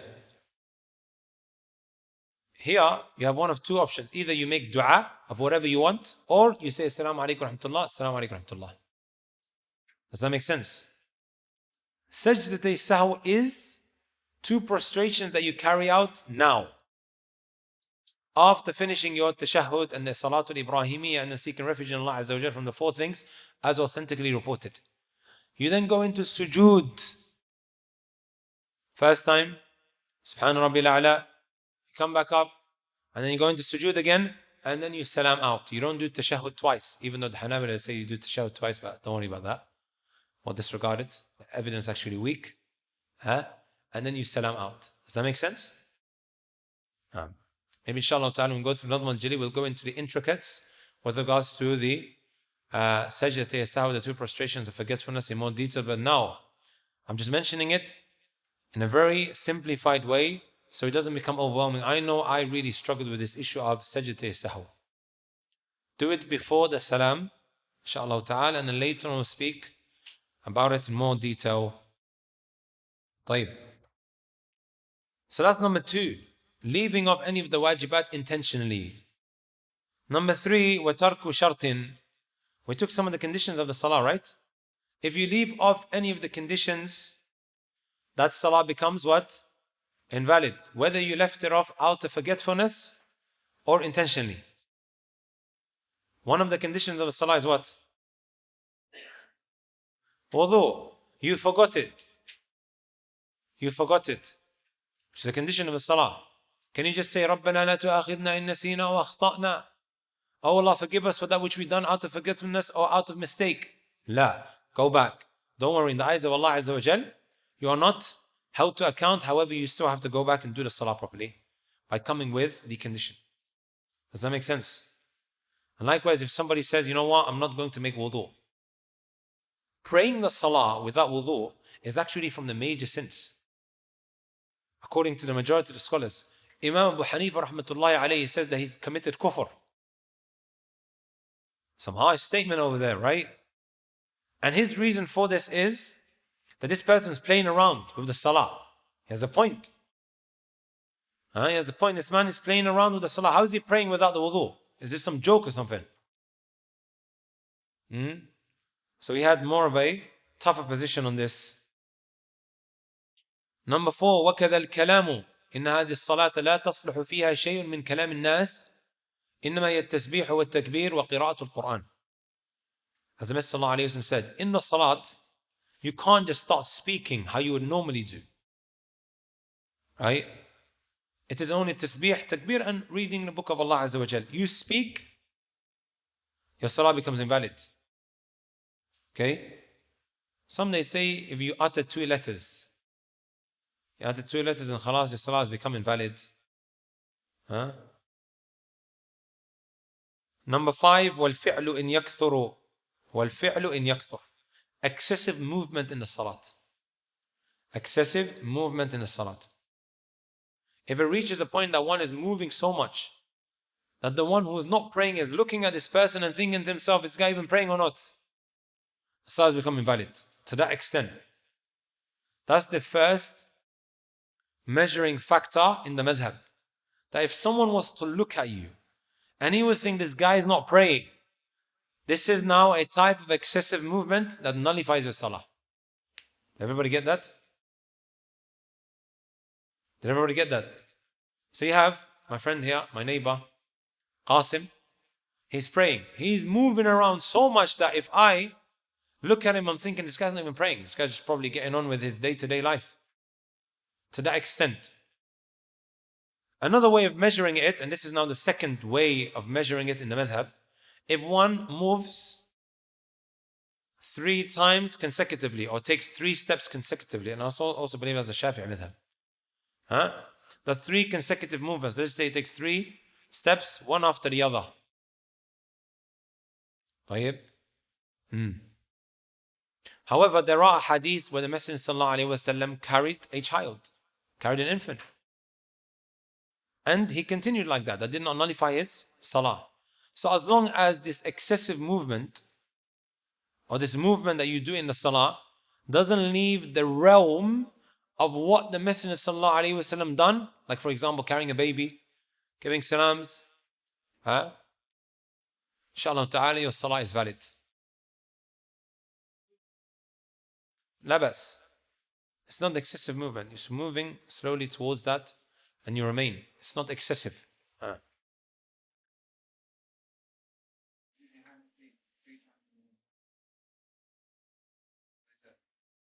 Allah, as long as it doesn't leave the realm of what the Messenger ﷺ done. Like you have a baby and then you put the baby down and then you come back up. Right? It shouldn't reach a point where the individual goes into the kitchen and then he's standing there in front of the oven and then he comes back again. لا, مش كذا يعني. I think you guys know what I mean. And then he says, كذا السلام أثناءها. Salaming out. Salaming out of the salah. Okay? Halfway through the salat, he salams out. Okay? For whatever reason. Could be that he thinks that the salah has what? Finished. But he hasn't finished. Okay? If one does it unintentionally, thinking that, okay, I actually thought that I finished with the salah, even if he speaks, providing that it's not a long period from the time that he finished all the way up until he went back into the salah to complete it, salah is valid inshaAllah ta'ala.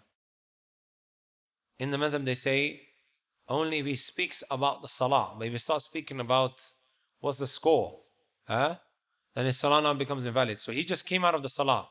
He should have been praying 4, but he ended up praying 3 and he salamed out. And then him and those who were praying behind him, they start arguing, Akhi, you prayed 3. He goes, no, I prayed 4. Does that make sense? And then they're going back and forth. What are they speaking about? They are speaking about that which is relative to the salah. Others mentioned, okay, even if he says about something else, labas. No. Ala kulli hal, one should only what? Stick to that which relates to the salat and continue salat like that. Try to avoid anything. Especially when you finish the salah, normally you do your adhkar, right? Take a couple of moments now to do your adhkar. Perhaps maybe somebody will notify you that you prayed less. Number 7, ta'ammudu ziyada. Adding extra things in the salah. Intentionally. Adding, ta'ammudu ziyada is to add. Let's just say, for example, he says, you know what, my iman is sky high today, I'm going to pray 5 instead of 4. Right? He attended a lecture, comes out in masjid, fired up. Let me just add an extra rak'ah today. Instead of praying Asr 4, I'll pray 5. Ma ra'yikum? What do you think? Salah is invalid here. Number 8, qahqahatun. إذ نافت العبادة. He says this will nullify the salah or the ibadah. What does qahqaha mean? To laugh. Say 2 letters if it comes out of your mouth. Ha, ha. That's 2, right? Even when you look at the word, it says qah. What about if you smile? Sometimes Taymiyyah is looking at you and she wants your attention. And a smile could quieten her down. Can I smile at her? What do you think? Does it nullify the salah? As in it has to be what? Laughter. As for Muhammad ibn Sirin, tell you guys this, right? He says even if you smile, it nullifies your salah. Why? What's the evidence? I'm giving evidence from the Quran. That has the word smiling and also laughing in the same ayah. Give you guys a clue. Surah An-Naml. Allahu Akbar. Sulaiman alayhi salatu wasalam, when he heard the ant speaking, because the ant said, "Udkhulu masakinakum, la yahtimannakum Sulaiman wa junuduh, wa hum la yash'urun." Because Sulaiman could hear, right? What the animals say. So he heard the ant saying when Sulaiman and his troops were walking towards them, go back into your homes because they might end up stepping on you without realizing. So Sulaiman, as Allah says, فَتَبَسَّمَ ضَاحِكًا. He smiled with laughter. So he said, this is just an ijtihad of the tabi'i, even if you smile, because it was mentioned around laughter, salah breaks. But inshallah ta'ala, that's not the correct view. طيب. So what we have here is 8 things that would nullify your salah. 8 things that would nullify your salah, right? And the last one is qahqah, to laugh. Not smile, but to laugh. طيب, let's move on to inshallah ta'ala az-zakat. Alhamdulillah, we're good for time. We are good for time. You guys want to quickly maybe stand up for 2 minutes? Because we just started the hour quickly. 1 minute. Want to just quickly stand up and sit back down? Stand up and sit back down quickly.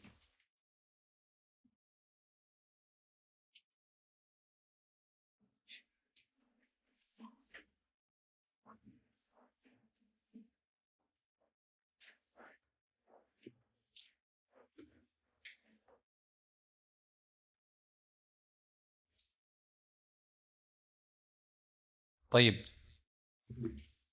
Now we move on to the chapter of az-zakah. He says, فصل الزكاة شرطها الإسلام حرية ملك نصاب تام وحول غير خارج من أرض وغير ربح ونتاج يمضي صوم بهيمة من الأنعام ثم الزكاة الفرض في أقسام النقد والأنعام والعروض وخارج والفطر ذي فروض. The chapter of zakat. What does zakat mean لغة in the language? It means النماء, something increasing. اصطلاحا it means, technical meaning of الزكاة, حق واجب في مال مخصوص. It is an obligation on a specific type of wealth. لطائفة مخصوصة في وقت مخصوص. That is distributed to a specific type of people. You don't just give zakat to everybody. في وقت مخصوص, that is paid at a specific time. That is paid at a specific time. You're not told to pay zakat every day of the week. There's a difference between sadaqah and zakah. You can give, generally speaking, charity on a day-to-day basis, but there is something called zakat, which has conditions. حق واجب في مال مخصوص. It is an obligation on a specific type of wealth that is distributed to a specific type of people في وقت مخصوص, at a specific time. This is what الزكاة is. شرطها, the conditions of the zakat, as we mentioned time and time again, condition is, in order for that to become wajib upon you, you need to meet a criteria. You need to meet certain conditions. So in order for the zakat to become wajib, he has to be what? A Muslim. Here he says al-Islam, number one. طيب, if you are not a Muslim, is the zakat wajib upon you? Or should I say wajibah? It is not mandatory upon you. However, he will be punished for not paying the zakat. ذمته مشغولة. It is still lingering over his head. However, in order for it to be accepted from him, he would have to be what? A Muslim. We're not asking him to pay. However, if he doesn't, he will be punished for his kufr, and he will be punished for not paying the zakat when it was due. It's that issue that we discussed before in Usul al-Fiqh. هل الكفار مخاطبون بفروع الشريعة? Does that make sense, brothers and sisters? The second condition, my beloved brothers and sisters, is حرية. He has to be a free man. He has to be a free man. This slave that you possess may have money. However, that money is owned by who? Him and the slave. Sorry, that money and the slave is owned by the master. So the obligation is upon the master, not necessarily the slave. Even the Messenger sallallahu alaihi wasallam, he said, "Man ba'a abdun lahu malun, famaluhu lil ba'i'i illa an yashtarita al-mubta'." Whoever sells a slave of his, the wealth that this slave possesses belongs to who? The seller. Only if the one who's buying stipulates in the contract that he will also own that which he is possessing at the time. But generally speaking, if you were to sell the slave, everything that he might have in his room, that which you gave to him or that he had, belongs to you. طيب. The third condition, my brothers and my sisters, is ملك نصاب تام. ملك نصاب تام, condition 3 and 4. Third condition is, this money that you own, my brothers and my sisters, it must reach the nisab.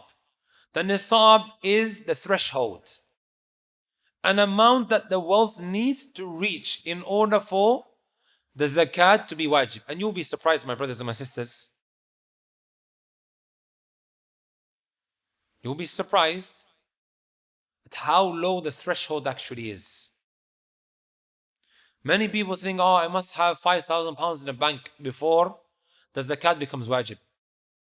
Perhaps a lot of us are going to walk out today and think to themselves, I should have been paying zakat for the last 5 years. But we'll come on to that, inshallah ta'ala. So condition number 3 is milku nisabin. It has to reach a certain amount. And then he says as number 4, tamu. What does tamu mean here? He has to have complete ownership of this wealth. It may reach the threshold. Let's just say, for example, the nisab is 300 pounds. 300 pounds.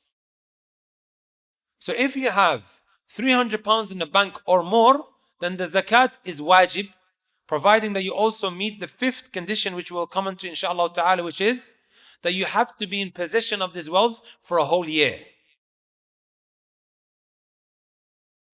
Condition number 3, brother and sister, is that it has to reach a certain amount. Let's just say in this case here, at 300 pounds, which is equivalent to 595 grams of silver. I'm just giving you guys an example to play around with at the moment. 300 pounds. Condition number 4 here, he says that you must have complete ownership of this 300 pounds. It could be that you are holding money, which is what? Amana, it's a trust. Like charity organizations, they might have 100,000 in the bank, but is it their money? Do they have complete ownership of that wealth? No. So do they have to pay the zakat? Is it over 300 pounds, what I just mentioned? It is. But do they have to pay it? No. Why? Because they don't have complete ownership of it.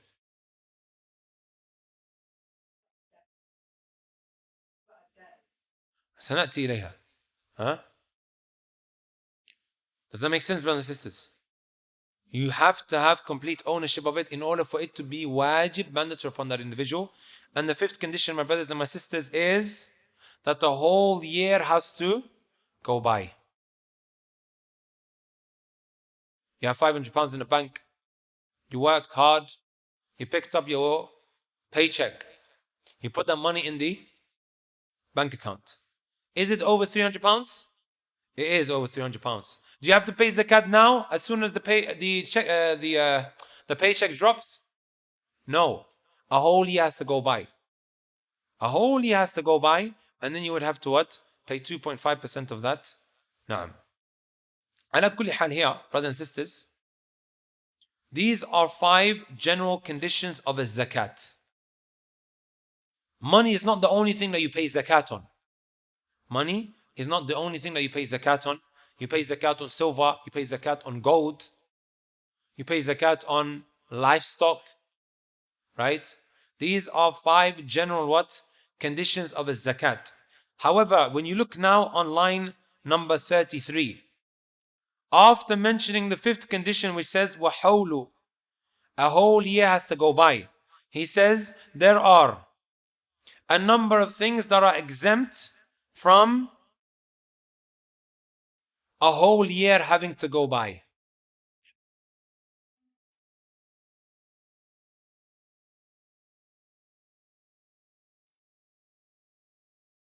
What are these 3 things? Number 1, he says,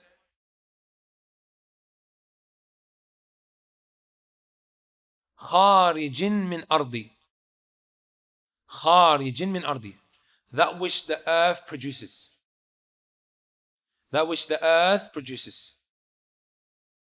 And is it on every single thing that the earth produces? لا.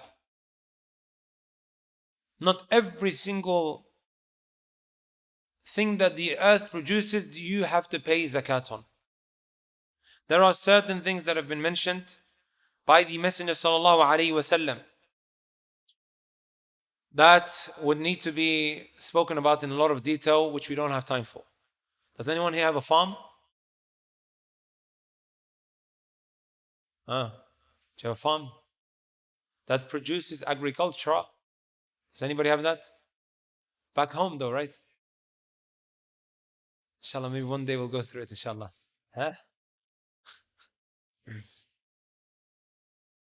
Like Allah Azza wa Jalla, He says, وَآتُوا حَقَّهُ يَوْمَ حَصَادِهِ وَلَا تُسْرِفُوا. And pay the due of it on the day of its reaping. So you have certain agricultural produce that you would have to pay zakat on as soon as it reaps. Does that make sense? You just bear that in mind, inshallah ta'ala. Maybe in future lessons we'll go into it in more detail. Does that make sense, my brothers and my sisters? The second thing that was mentioned is ribhin, profits. But what type of profit? Pay attention, brothers and sisters.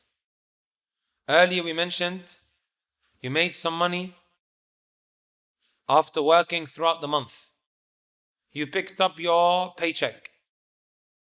You have £1,000 that you've put in the bank. Do you have to pay zakat on it after receiving your first paycheck? No. What needs to happen? A whole year would have to go past that money that has reached the threshold. Has it reached the threshold? We said we will play around the £300, right? No. Is it over £300? Yes, it is. Has a whole year gone by? No, it hasn't. You have to wait a whole year for it to go by. Does that make sense? طيب. However, here it's saying the second thing that is exempt from the fifth condition, which is a whole year going by, is ribh. Pay attention, brothers and sisters. This point here is, and you may want to write this down. Write it down so it makes it easy for you to understand. Profit that is produced from the original amount. Profit that is produced from the original amount.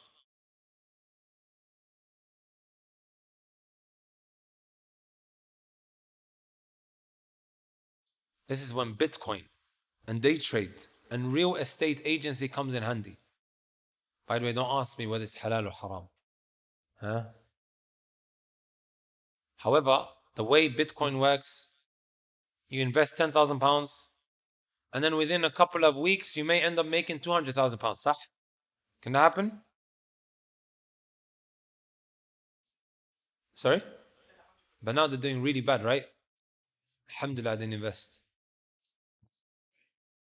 طيب. Well, I honestly think it's a hoax. Seems like a pyramid scheme to me. Or what they call a Ponzi scheme. Allahu A'lam. Allahu A'lam. Don't quote me on this. Don't say, oh, Abu Taymiyyah said it's a Ponzi scheme. أنا ما أدري. But it just seems like that. But the way things are moving, Allahu A'lam. And this is one of the points that used to be mentioned before by those who would argue against its permissibility. This is an issue that is blowing up today, and then tomorrow it can just be what? Shut down and khalas. He shuts shop and the whole issue has come to an end. So it's not something that you can actually طيب. So you have issues like Bitcoin, day trade, and also real estate agency, right? Somebody buys a house. After buying the house, he does it up a little bit and then he ends up selling it for double. So there is an amount that you put in which produces a huge profit. Does that make sense? So I'll give you guys an example, right?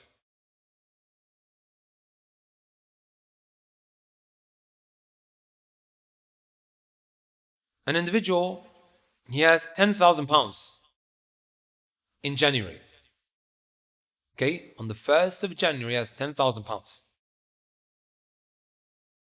If this individual now starts trading with this £10,000, he makes money, then makes a loss, then he makes money.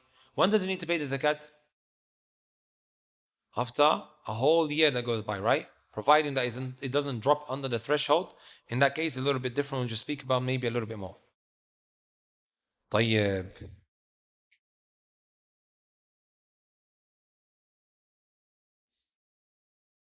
However, now he takes this £10,000, he invests it into something. 2 months after, this 10,000 produces 20,000. Does that make sense? Does he have to now wait a whole year? We're not talking about him trading here, you know what, makes money and then loses, kada. La. He invested it and then he ended up what? Producing a profit from that initial £10,000 that he invested. You would have to pay zakat on that profit that was made through that initial £10,000 investment there and then. You find 2.5% of that, and then you pay it. He has to pay 10,000 plus the 20. We said 20, right? That's 30,000 altogether. He pays 2.5% on it.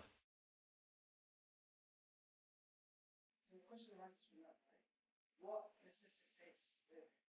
Is it selling that amount, realizing the gains, or is it actually reaching that certain amount? I know what you mean. You're basically saying like on some of these day trades, you make a little bit of money and then you lose some and then make like that, right? You have that as a scenario. And then the second scenario is where you put money in and then it just produces a lot of money. Does that make sense? Huh?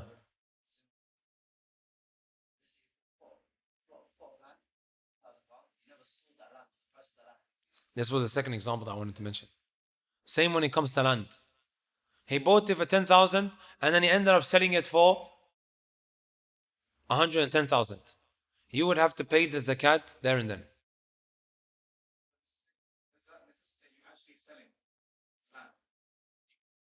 Now you can hold the land, but when you do end up selling it, that £10,000 that you invested, which ended up producing these profits, you would have to pay zakat on it.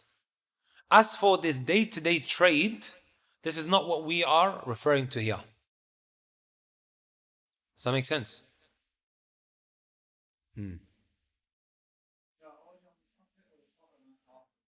Not on all of it altogether.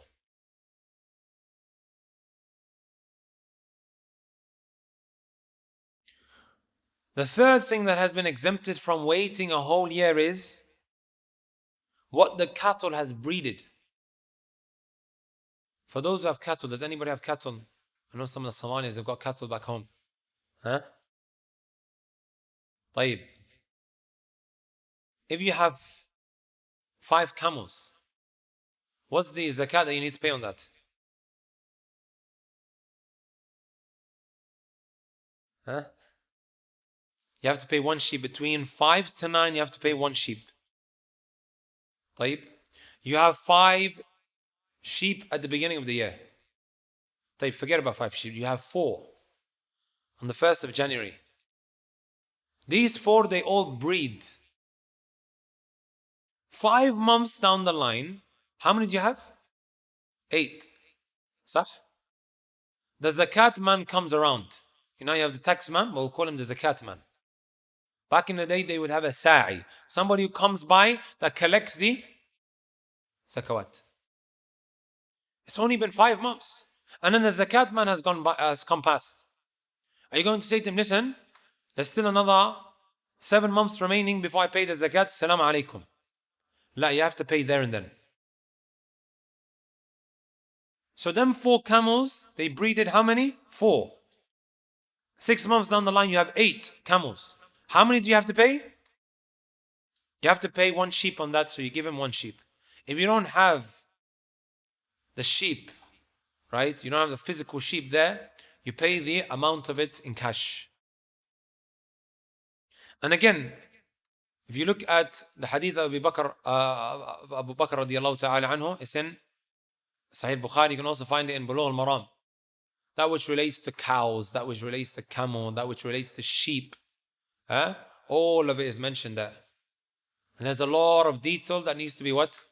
Made mention of, which I don't think we're going to go through at this moment in time. So between 5 to 9, you would what? 5 to 9 camels, you need to pay 1 sheep. 10 to 14 is 2 sheep. 15 to 19, 3 sheep. 20 to 24 is 4 sheep, like that.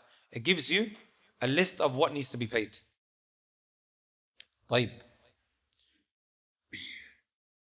Here he mentions a 6th condition, but this is only what? Specific to cattle. صوم بهيمة من العام. I know probably some of you guys are getting bored of this. You're thinking, I'll never have a farm, I'll never have... Allahu a'lam. Putin decides to bomb the place with his nuclear weapons. It may well be that everybody goes back to the old life of being a shepherd. Is it far-fetched? Allahu a'lam. Number 6, this 6th condition is specific to the cattle that you possess. صوم بهيمة من الأنعام. The Hanabila, they stipulate this condition, which is these cattle that you possess must be robust enough to graze for itself. Shall I translate that? What does that mean?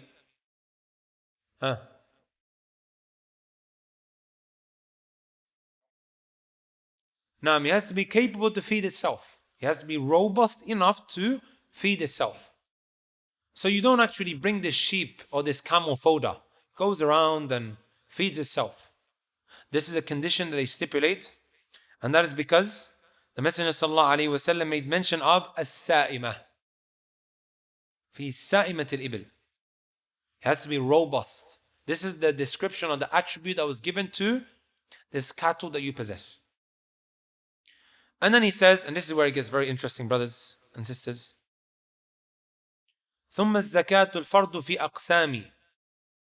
And then he says, the types of zakawat that are mandatory are 5. The types of zakat that are mandatory, brothers and sisters, are 5. The first is an-naqd. An-naqd, for the sake of simplicity, we will say gold and silver. Gold and silver. An-naqd. To make it easy for you guys to understand, inshaAllah ta'ala, because these are the two that are normally used, right? An-naqd. Gold and silver. Messenger sallallahu alayhi wa sallam, he said with regards to silver, لَيْسَ فِي مَا دُونَ خَمْسِ أَوَاقٍ مِنَ الْوَرَقِ صَدَقَةٍ. Anything less than 5 awaq, I'll explain what awaq means. There's no sadaqah on it. Khamsa awaq, brothers and sisters, is 595 grams of silver. Everybody should write that figure down. 595 grams of silver.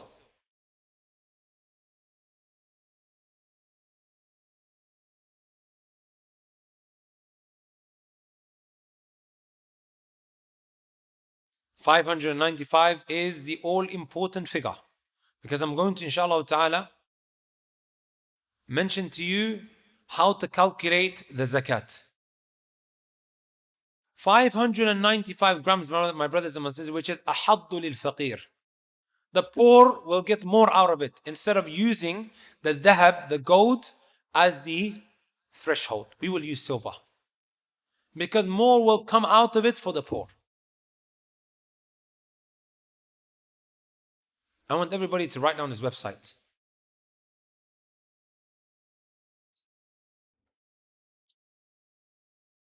It is coinapps.com.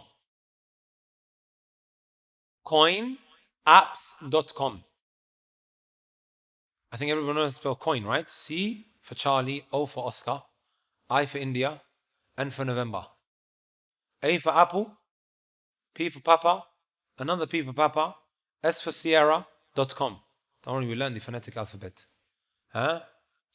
Coinapps.com. But you need, there's still a slash.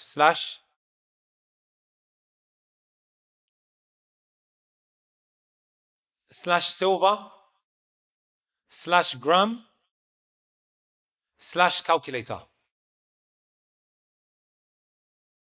So coinapps.com slash silver slash gram without an S slash calculator. You scroll down, you change it to silver if it needs to be changed, and then there's a box there. In that box, brothers and sisters, you put in there 595 grams of silver.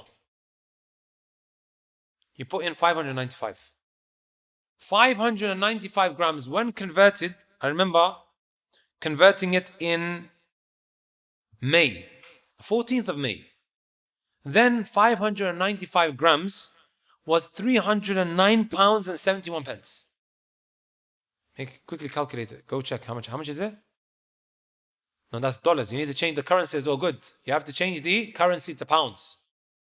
Because you guys deal in pounds. If you're in America, you change it to dollars, for those who are listening. If you're in Europe, no, it's 308 pounds. Let me write that down. And what? 308 pounds and 18 pence. As per 28th of August, صح?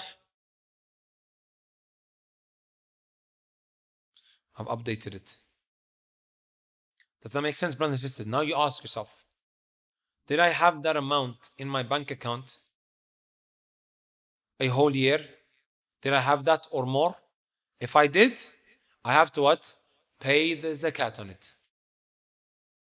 So you have 5,000 pounds in your bank, which was there for a whole year that went by. Put your hand up if you had that. Actually, don't. Huh? You're in Brixton. Huh? You're in Brixton. So let's say you had 5,000 pounds in your bank account and a whole year went by. Was that over the threshold of 308 pounds and 18 pence? It was. How much you have to pay on 5,000 pounds? 2.5. How much is that? Come on, brothers. What's 10% of 5,000 pounds? 125 pounds. Come on, lads. Huh?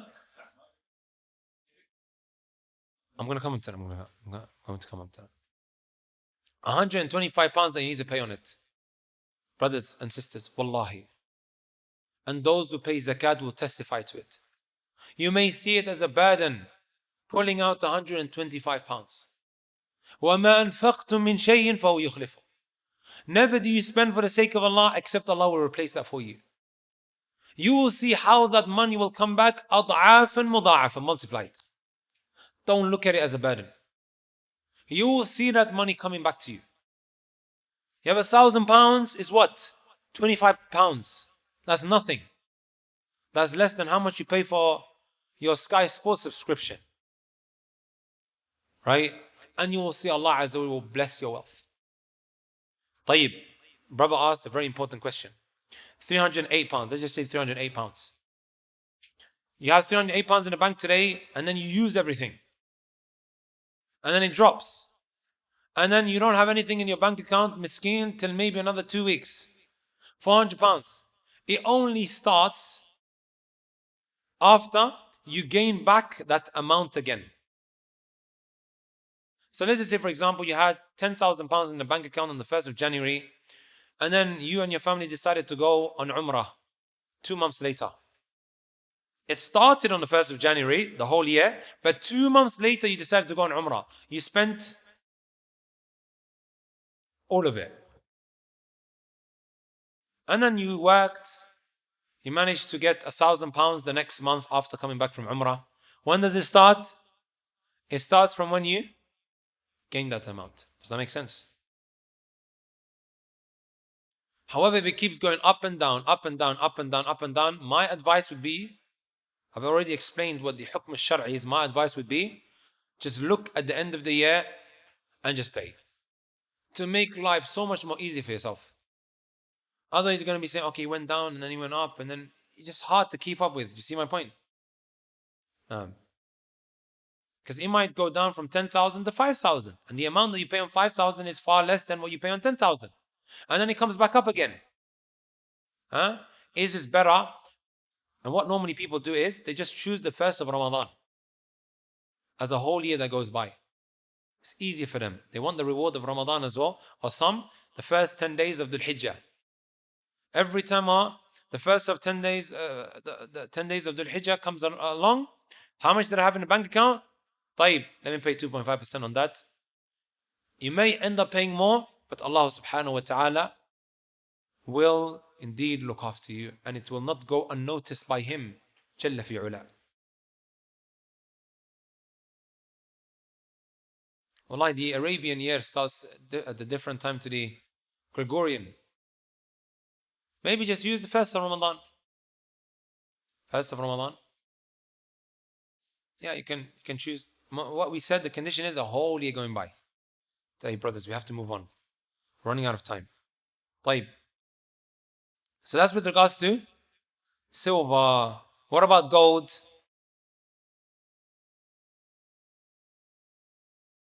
What about gold, my brothers and my sisters?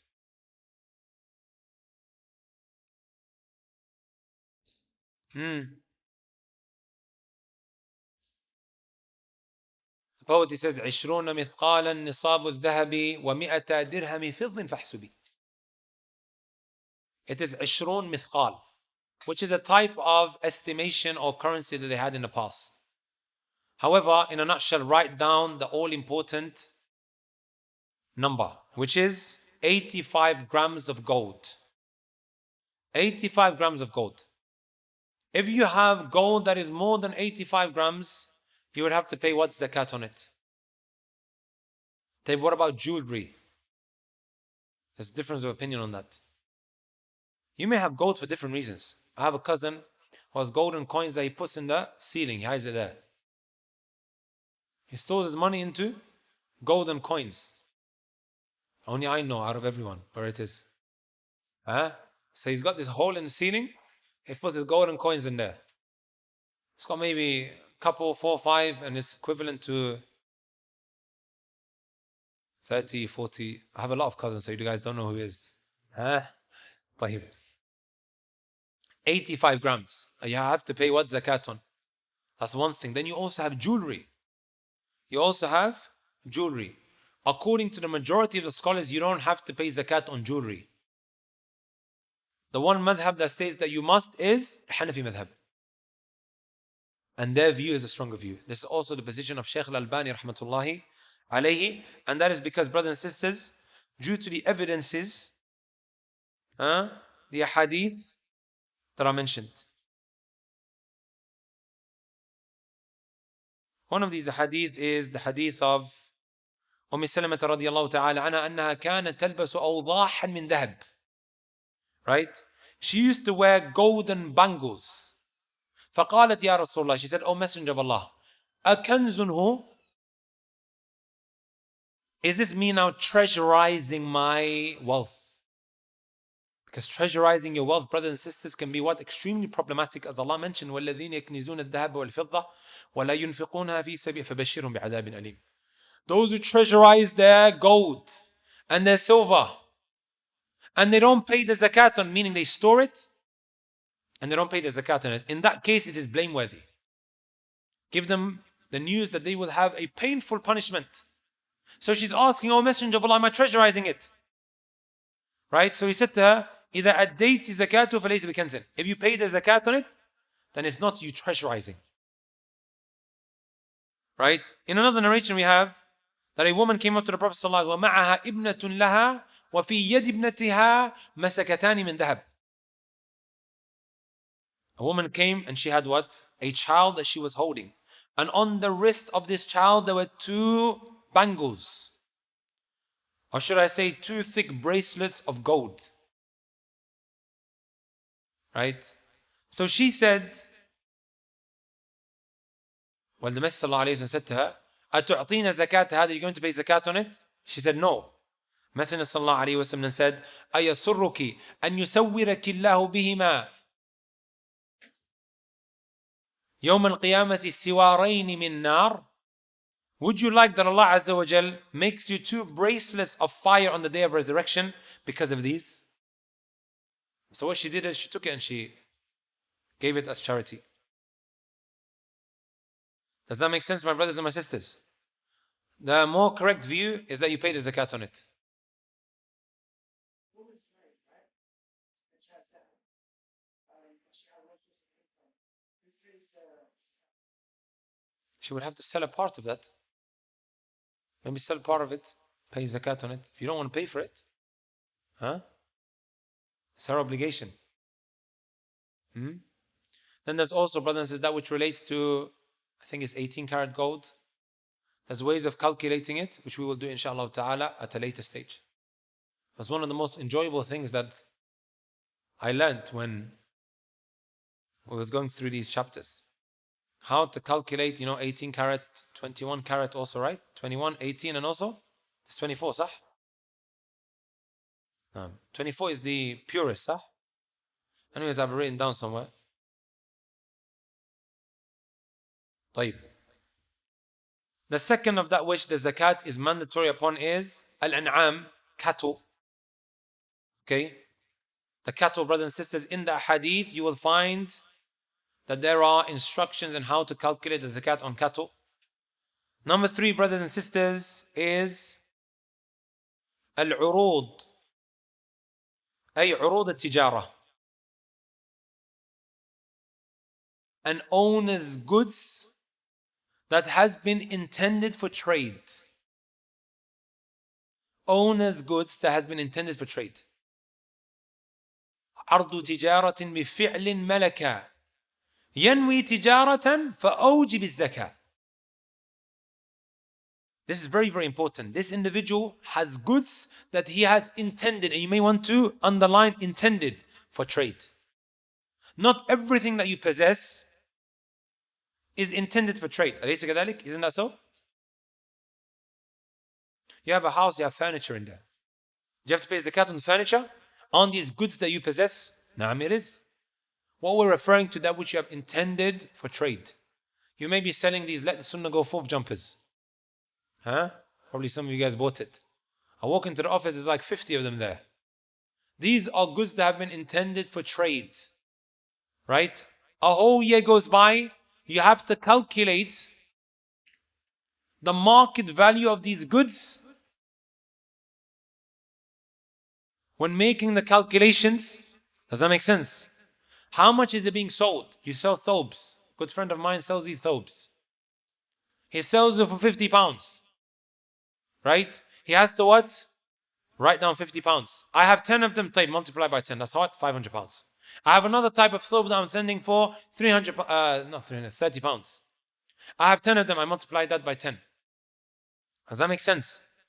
Once I calculate all of that which I have intended for trade from goods, I multiply that by 2.5%, and whatever amount I get, I pay in zakat. Likewise, if you have a grocery store, you have to go through the whole shop. Right? You have to go through the whole shop. I remember my father, may Allah Azza wa Jal reward him. He used to have a grocery store, and then when I was younger, we went through the whole shop and he started calculating everything and wrote it down. Do you calculate the stock value of it or how much you bought it for? The wholesale price? La, not the wholesale price. The amount that is being sold for, the stock market, the market value of it. Does that make sense? So it's basically the usual price that is being sold for when you walk inside. Like you have JD here, selling jumpers and all sorts. The guy was Muslim, he would have to calculate how much is being sold for. Does anyone here have JD? I see a brother, he looked at his friend. Huh? طيب. Maybe you work there, don't worry, you don't have to pay zakat, you're just a worker. Naam? Does that make sense, brothers? طيب, what if an individual, he sells by wholesale? Then he has to calculate how much he sells it on wholesale or by wholesale. Like there was a time when the people would buy Shani and Mirinda. You guys remember? There was a time Shani, Mirinda, that was the drink that used to be imported into the UK. And my father and his brothers, they used to sell it by wholesale. They would buy for extremely cheap, and then once it reaches the UK, they would go around the shops and sell it for a little bit more, but at wholesale price. And then the guy who has the grocery store, he sells it for maybe 60p, 70p.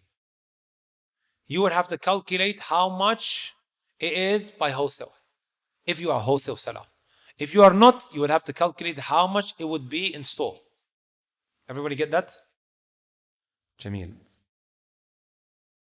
Number 4, brothers and sisters, that the zakat is wajib upon.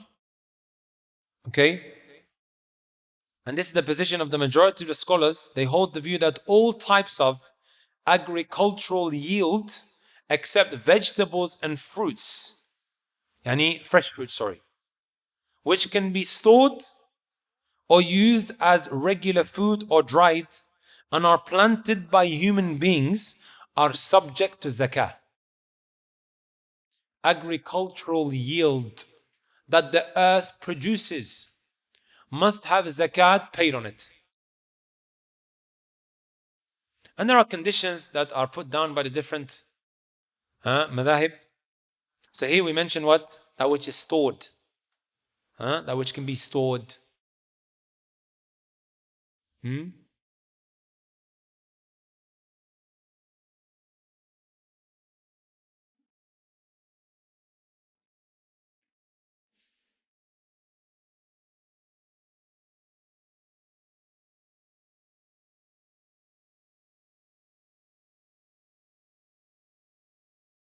And the all important number, brothers and sisters, that you need to write down here is 675 kilograms.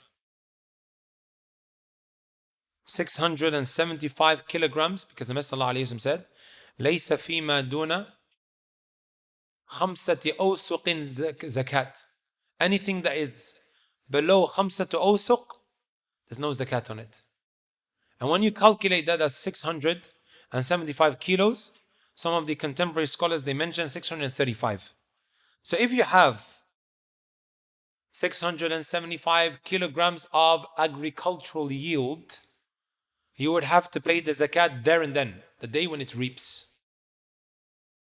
And then number 5, brother and sister, it is what?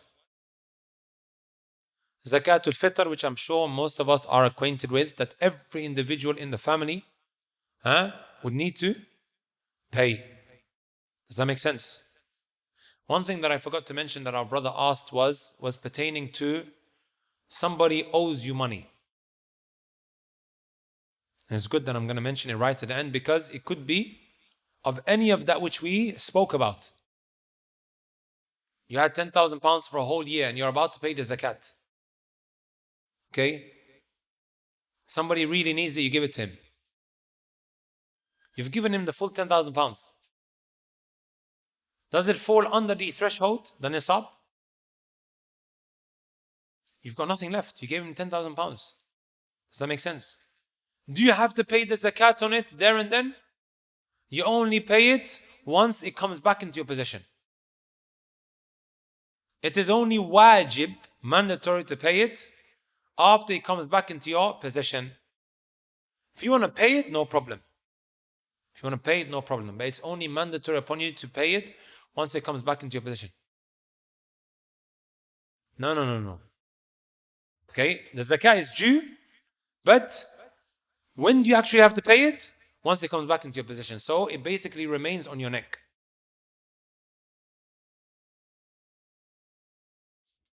There's a lot of kalam, but for the time being, I remember this was one of the masail that got me really confused. There's so many different aqwal. As for the time being now, Hanabila, they say, up until it comes back into your possession, you don't have to pay it. If you want, you can pay it. But it's a must only once it is in your possession. Naam.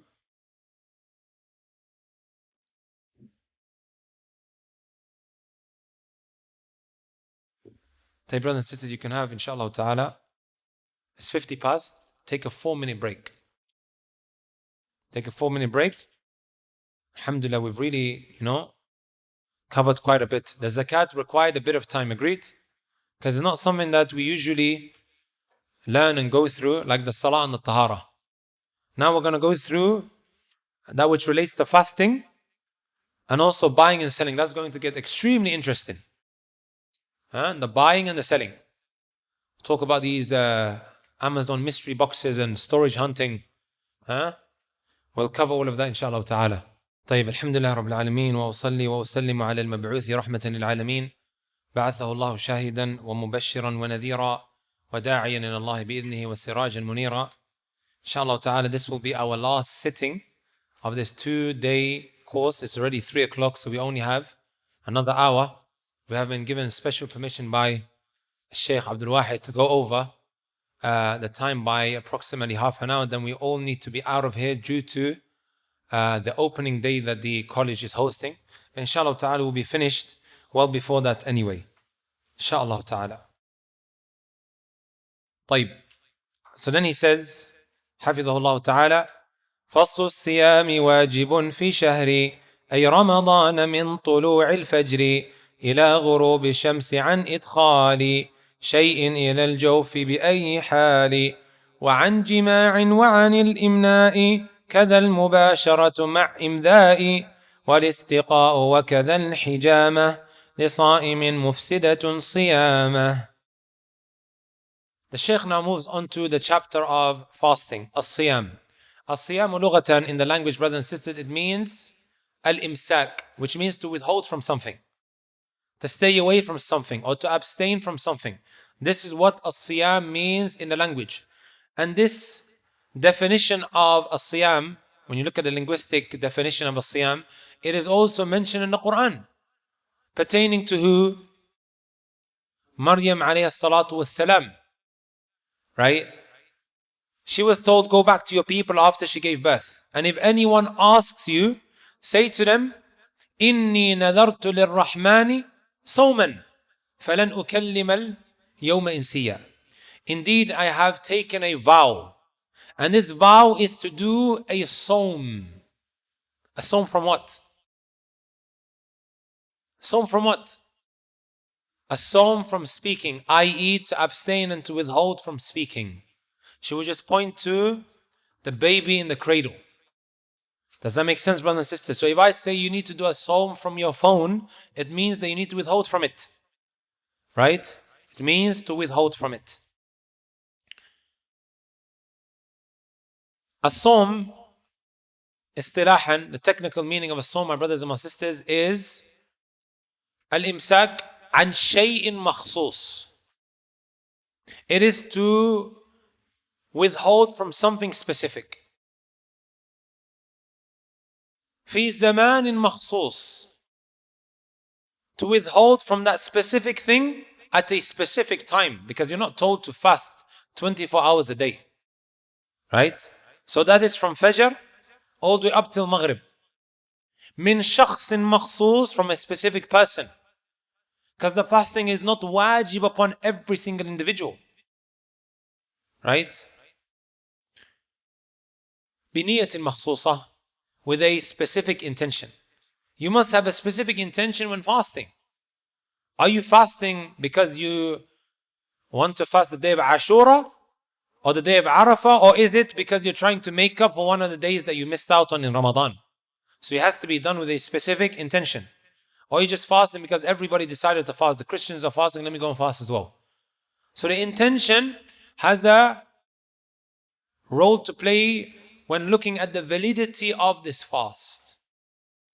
But he says here, واجب في شهر, it is mandatory in the month. Which month? He says, أي رمضان, in the month of Ramadan. من طلوع الفجر, from sunrise up to إلى غروب الشمس, sunset. عن إدخال, and then here he now lists the things that you need to withhold from. Before I speak about that which one needs to withhold from, brothers and sisters, let me mention that there are two types of things that one needs to withhold from. Number one, that which is going to nullify his fast, which we will be going through inshallah ta'ala in this poem. The second type that he needs to withhold from, brothers and sisters, is that which is going to reduce the reward of his fast. Jabir ibn Abdullah radiallahu ta'ala anhu, it says something very, very powerful, and this, brothers and sisters, is the essence of fasting. He says, إِذَا صُمْتَ, when you fast, فَلْيَصُمْ سَمْعُكْ وَبَصَرُكْ وَلِسَانُكْ عَنِ الْكَذِبِ وَالْمَآثِمِ. When you fast, make sure also your eyes are fasting. Make sure your ears are fasting. Make sure your tongue is fasting. From what? From lying and all sorts of sins. The way I look at the month of Ramadan and fasting, my brothers and my sisters, is no different to a boot camp. Are you brothers and sisters with me? A boot camp where an individual learns to discipline himself. As the Messenger sallallahu alaihi wasallam, right, clearly mentioned to us that Sawm is not just abstaining from food and drink. In multiple hadith, it's not just staying away from food, drink, and sexual intercourse, as many people think. Alhamdulillah, right? I didn't do any of these three. I'm sure I walked away with maximum reward. And the guy sitting in front of Netflix throughout the whole day, watching all sorts of stuff, or wasting his time. Right? Your eyes play a huge role in how much reward you walk away with. Likewise, your ears and that which comes out of your mouth. So in the month of Ramadan, we are training ourselves so that we can become better Muslims. لَعَلَّكُمْ تَتَّقُونَ. So that you may acquire what? At-taqwa. Let me ask all brothers and sisters, right? If one controlled his eyes, especially in today's day and age, his ears, and likewise his tongue, what kind of individual do you think he will become? From the most righteous of people that are walking around the streets of London. If he managed to control these three body parts, agreed? Has he now walked towards a taqwa? La shakka wa la rayb, without a shadow of a doubt. So Ramadan is more than just abstaining from food and drink and sexual intercourse. And this is what we are trying to train ourselves with in the month of Ramadan. Now he lists that which one needs to abstain from, which will cause his fast to be nullified. The first thing that he says is إدخال شيء إلى الجوف بأي حال. That which you insert into your interior, بأي حال, in whatever way it may be. Inserting something into your interior. Does that make sense? Whether this is something that is edible or not, normal or abnormal. Okay, yesterday I mentioned an example of moving drugs from A to B. One may think, okay, I can what? Swallow up some wrapped up cocaine because the police is going to raid my house. He swallowed that in the month of Ramadan and the man wants to fast. There are drug dealers who fast, brothers and sisters. Right? And does it break it? But it's not edible though. We mention anything that you insert into your interior that goes past the throat. Right? That goes past the throat. Likewise, if you insert some drops into your ear, which you then feel in your throat, has your fast become invalidated? Yes, it has. Right? So not just you inserting it inside of your mouth. La. It has to go past the throat. Or you have to feel it in your throat. And then he says, وَعَنْ جِمَاعٍ وَعَنِ الْإِمْنَاءِ. Number 2, brothers and sisters, is sexual intercourse. Between husband and wife, brothers and sisters, is a major sin. Did you know that? حديث أبي هريرة رضي الله تعالى عنه جاء رجل النبي صلى الله عليه وسلم فقال يا رسول الله هلكت وفي رواية أهلكت وفي رواية احترقت. A man came to the Messenger صلى الله عليه وسلم and said, Ya Rasulullah, I've burnt myself. In another narration, I've destroyed myself. So he said, وَمَا أهلكك?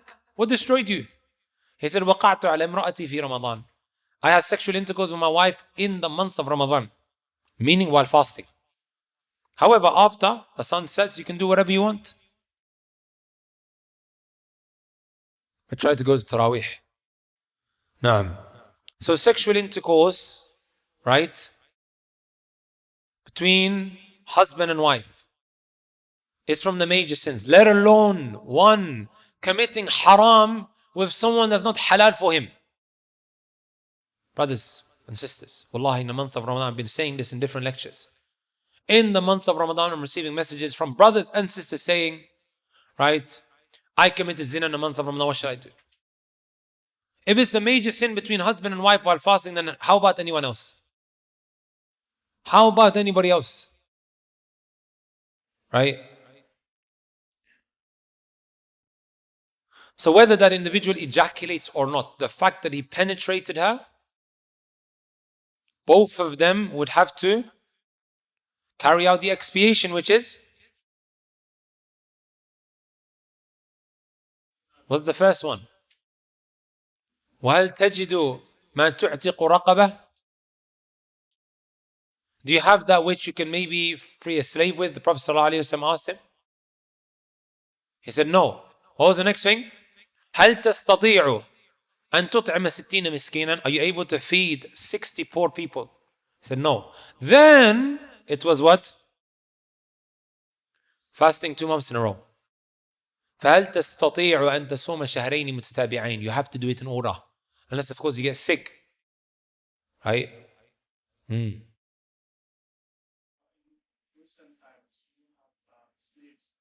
if you don't have then خلاص.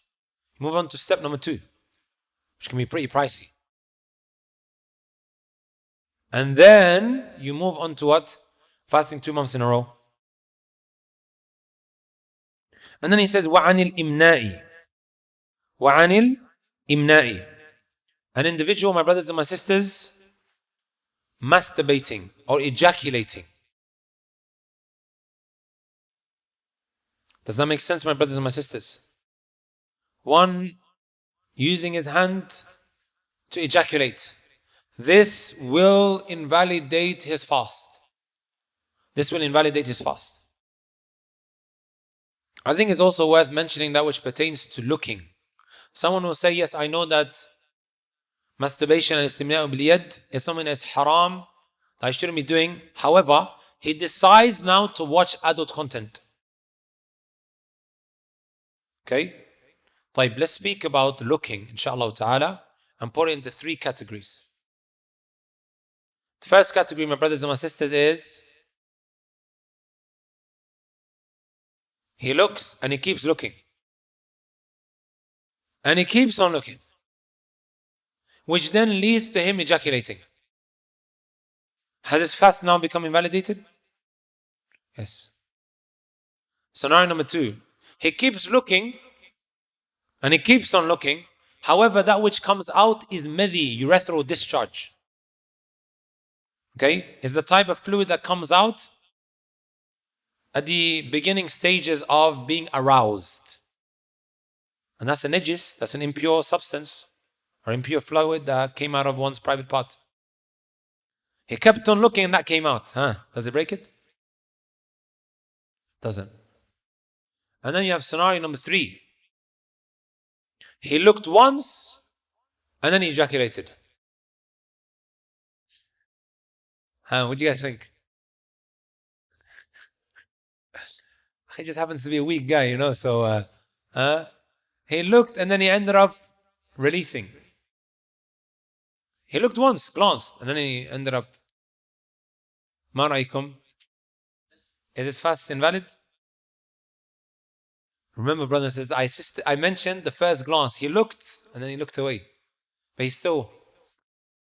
Yeah. Remember the Messenger sallallahu alaihi wasallam, he talked about the first glance and he said, Israf basarak. You are pardoned for the first glance. So he ended up falling into that, or that happened to him after the first glance. He's excused because the nadratul ula, the first glance, is ma'foon anha, has been pardoned. Did everybody get the 3 scenarios? The reason why I mention it is because in today's day and age, there are a lot of people who are addicted to pornography. He says, I'm not going to use my hands, but I'm going to look. Is it possible for an individual now to ejaculate by just looking? Yes, without a shadow of a doubt. And that's because he keeps on looking. Did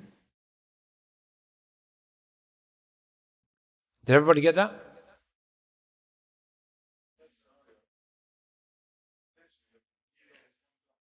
No, he looked like sometimes you're walking, he glanced. Now if he kept on looking, that's the first scenario. He kept on looking. You're the one that switched it on. Whether it's the first glance or not, then you switch it on and you looked at it, that was intentional. Sometimes you're walking, you look at her and then you look away. And then you can't stop thinking about her. Which leads to one what? Third one, no, it doesn't break it. Remember, because we said the first glance has been what? What if an individual is just sitting by himself and he's just thinking, which leads to ejaculation? You guys are probably thinking, where am I getting all these examples from? Habibi, brothers, Sheikh Salih Sindi was making mention of this. You guys know Sheikh Salih Sindi? Who came to Medina College, right? He's one of my main teachers when it comes to al-fiqh. Teacher of the Prophet ﷺ's masjid. All of these examples, well, the majority of them, I took it from the Sheikh. Isn't it relevant in today's day and age? Aren't people going to be asked, okay, I'm sitting around just thinking about her? Which then leads to ejaculation. Does it break? No, it doesn't. Isn't the thoughts pardoned as long as you don't actually utter it and act upon it? إن الله تجاوز عن أمتي ما حددت به أنفسها ما لم تقول أو تعمل. It's pardoned, as the Prophet said, as long as you're just like, sometimes you're thinking about certain things, but you don't actually utter it. You're having suspicion of people, but then you what? Completely cast it out. Allah, we don't have an evidence that says so. It's a thought. Huh?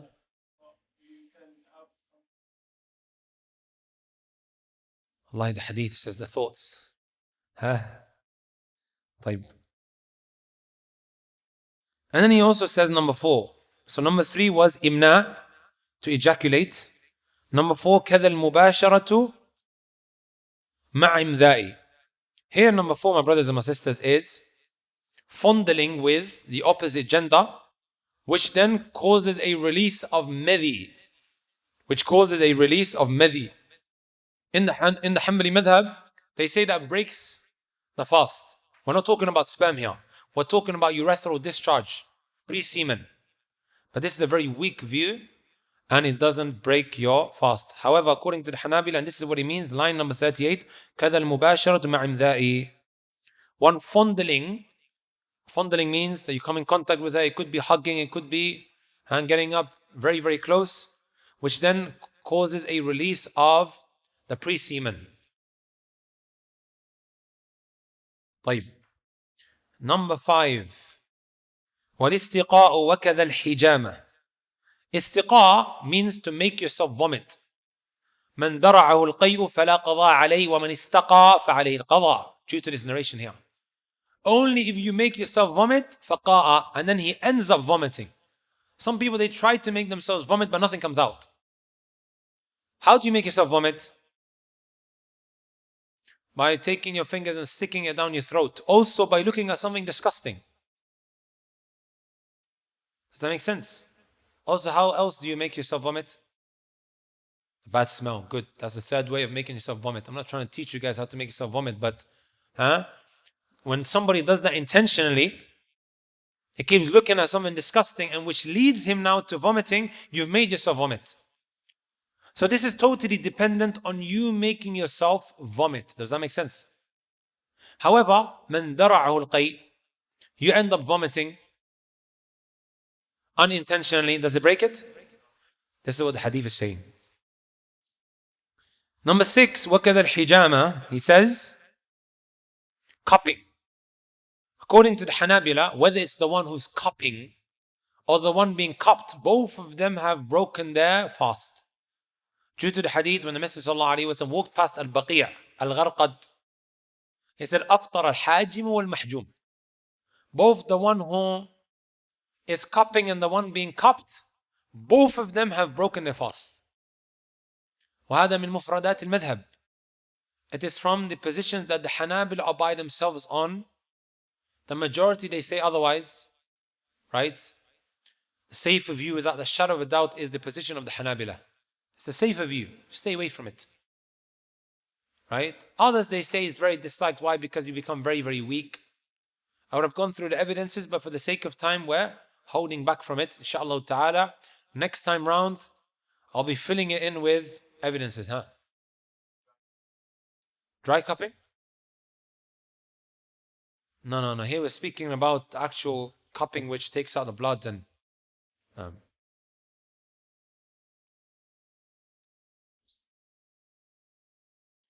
so these are 6 points that he's mentioned. 6 nullifiers of fasting. He says, لِصَائِمٍ مُفْسِدَةٌ صِيَامَهُ. All of this, what it does, it nullifies his fast.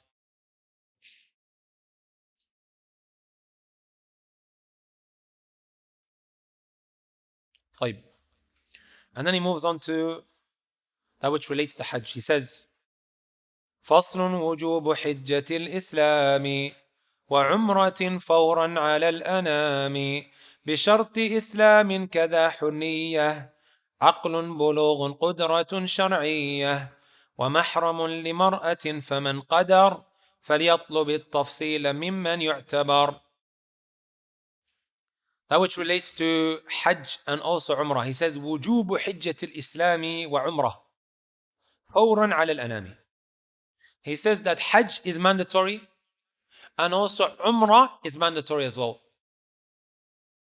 Fawran, what does the term Fawran mean? That you do it as soon as you're capable, as quickly as you can. Get it done. Okay, you may ask me the question, why Umrah? Everybody knows that Hajj is mandatory. وَلِلَّهِ عَلَى النَّاسِ حِجُّ الْبَيْتِ مَنِ اسْتَطَاعَ إِلَيْهِ سَبِيلًا. Right? What about Umrah? According to the Hanabila and also the Shafi'iyah, they hold Umrah to be mandatory at least once. And they have the evidences for it. They have the evidences for it. Right? Again, if it wasn't for the sake of time, I would have gone through all of them. However, the buying and the selling requires a little bit of akhd wa rad. A bit of time. Naam.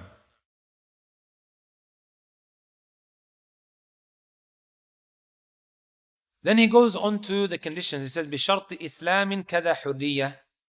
Islam, being a free man, aql, sanity, bulugh, also reaching the age of puberty. Number 5, having the capability. Brothers and sisters, I'm going to split the conditions into 3. And once you write down these 3 different types of conditions, a lot of things will make a lot of sense to you. Okay?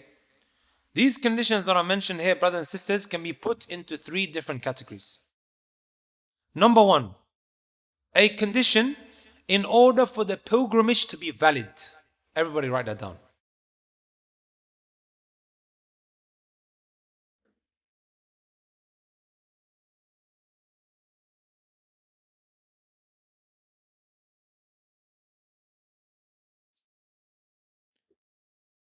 This, my brothers and my sisters, is called Shartu Wujub wa Siha.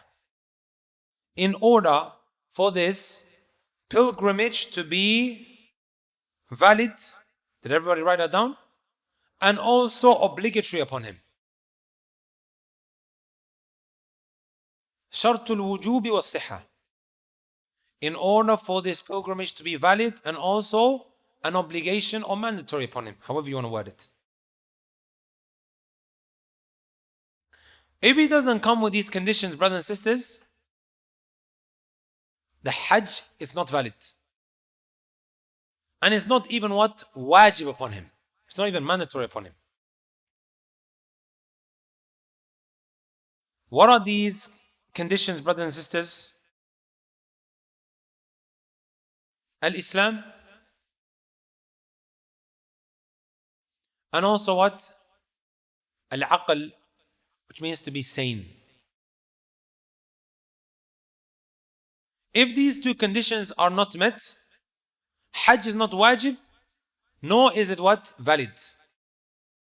Taking a child that is not sane, you are not getting a reward for it. Don't tire yourself for no reason. Sometimes people just burden themselves for no reason. Oh, we want him to go and see the Kaaba. What do you mean? The brother is not even sane. Leave him where he is. Don't do taklif upon him.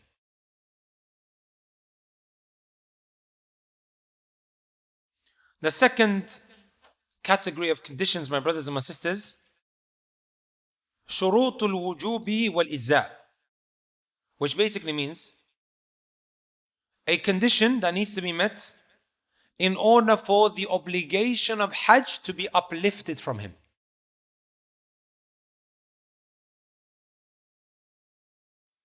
A condition that needs to be met in order for the obligation of Hajj to be uplifted from him.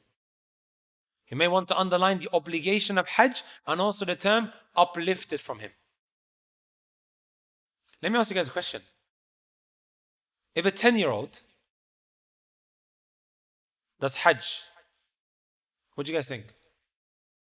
Is it valid? Is it valid? Messenger sallallahu alayhi wa sallam said in a narration to the lady who raised the child, Ali hadha hajjun? Can he do Hajj? Messenger sallallahu alayhi wa sallam said, Na'am, wa laki ajrun, and you get the reward. Right? So the child goes on Hajj, He gets rewarded for it. The mother gets rewarded for it. It is valid. However, has it now uplifted from him the obligation of Hajj? Have you guys understood the condition now? Or this type of condition? So in order for the obligation of Hajj to be uplifted from him, he has to meet these conditions. What are the two conditions?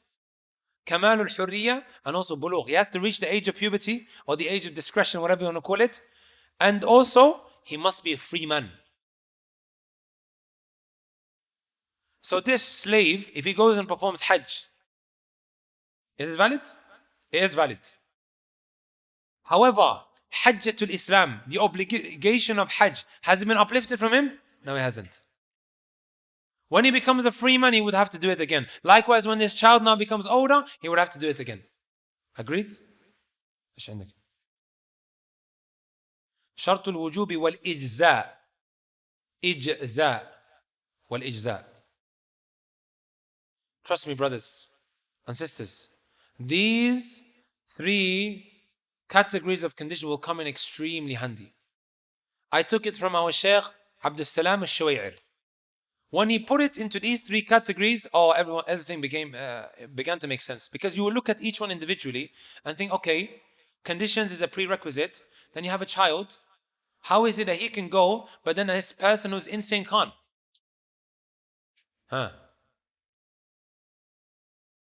First category is a condition in order for the pilgrimage to be valid and mandatory upon him.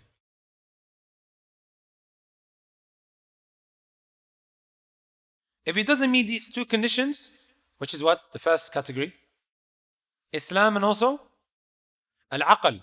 It is not wajib upon him and it's not even valid. It's like, now Boris Johnson goes for Hajj. Is it valid? Are we going to even request from him to go and perform Hajj? No. However, is he going to be held to account for missing Hajj? Yes, if he's capable, right? As we mentioned before, pertaining to the mas'ala or the discussion. نعم. In usul fiqh, هل الكفار مخاطبون بفروع الشريعة? Number 3, or the third category of conditions. A type of condition that needs to be met in order for the Hajj to be mandatory upon that individual. However, if he does not meet that condition, the Hajj is still valid. For example now, I said here, in order for the Hajj to become mandatory upon that individual, right? Up until he meets that condition, it is not mandatory. Like capability. Someone who doesn't have the capability to do so. He doesn't have the nafaqah, he doesn't have the expenses, he doesn't have any of that. However, he still decides to go on Hajj. He goes by foot. We would normally say to you, up until you have the amount to pay for the flights and the hotels and whatever have you, moderately, you don't need to go. Sah? However, he says, you know what, I'm still going to go. Like some guys who go on bikes. Some prophets I met them in Mecca. Decides to go by bike. Just tags along. طيب, is his Hajj valid? Yes, it is. Was it an obligation upon him? No, it wasn't. Also, brothers and sisters, the next one is, as he mentions here, وَمَحْرَمٌ لِمَرْأَةٍ فَمَنْ قَدَرْ فَلْيَطْلُبِ التَّفْصِيلَ مِمَّنْ يُعْتَبَرْ. A mahram for a woman. According to the Hanabila, it is mandatory for her to have a mahram. However, if she goes and performs the Hajj, is the Hajj valid? It is valid, but she would sin. As the Messenger ﷺ said, لا تسافر المرأة إلا مع ذي محرم. One should not travel except that she's accompanied by a mahram. So a man stood up, except that she's accompanied by a mahram. So a man stood up and he said, يا رسول الله, إن امرأتي خرجت حاجة وإني اكتتبت في غزوة كذا وكذا. My wife, she went out for Hajj, and as for me, I've been appointed to go out for jihad. The correct form of jihad, not ISIS jihad.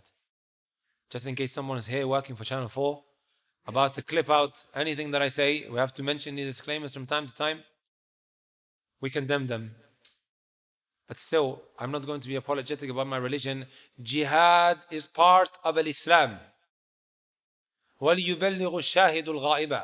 I'm not going to shy away or be apologetic. It's a part of our religion without a shadow of a doubt. However, there are rules and regulations and conditions. Now, make sure when you do cut it out with that. Huh? طيب. So ماذا قلنا? Remember, brothers and sisters, this is not a voluntary type of jihad. When does jihad become wajib? When the enemy attacks you, you have to defend yourself. And likewise, when the imam specifically appoints you to go out, in that case it becomes wajib. And that's exactly what happened. And even then the Messenger ﷺ said to him, انطلق مع امرأتك. Leave off the jihad and go with your wife. Subhanallah. Shows it's not a light matter, right? No. Even subhanallah, some of the adrar, as a Hajj operator, sometimes there would be an old lady without a mahram. How she came onto the trip, I'm not in charge of that. Right? And the way, honestly, she gets into your central nervous system. I'm just like, why are you coming without a mahram? He would have dealt with all of this. I'm looking after 200 hujjaj, 200 pilgrims. However, it is as if she's like 10 of them.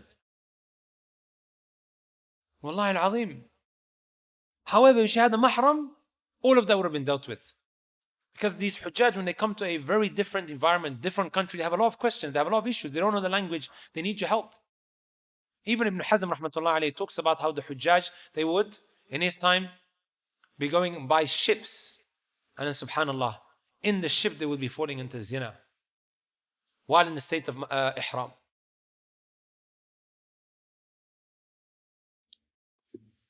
Does that make sense, my brothers and my sisters? So, here he says, فَلْيَطْلُبِ التَّفْصِيلَ مِمَّنْ يُعْتَبَرُ. That which we mentioned has intricates, it has much more detail. Like for example, now what is considered mustati', someone who has the ability, right? What is considered somebody who has the ability? It differs from place to place and also time to time, right? So he's saying, inshallah ta'ala, when you do study fiqh in more detail, this will be elaborated on. This will be elaborated on. One of them is making sure that you have enough to leave with your children. Okay? They need to have enough. Because the Messenger ﷺ said, كَفَى بِالْمَرْءِ إِثْمًا أَنْ يُضَيِّعَ مَنْ يَقُوتُ. It is enough for one to become sinful, that he deserts and abandons those that he is responsible of. Araft? So this is one of those points that determines as to whether someone is considered capable to go out for Hajj. So what about a woman who just became a Muslim and she doesn't have a mahram? She wants to go out for Hajj. Contemporary issue, right? Huh? Did somebody say get her married? Who said that? That's a good idea. She gets married and then she goes for Hajj. But up until she finds a mahram, it is not mandatory upon her. May Allah Azza wa Jal grant her a righteous husband that's going to take her for Hajj. A sister may stipulate as her mahar, I want to go for Hajj. Just giving you guys ideas. Huh?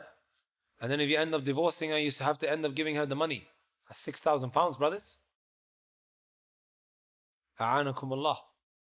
Means you have to hold on to her. طيب.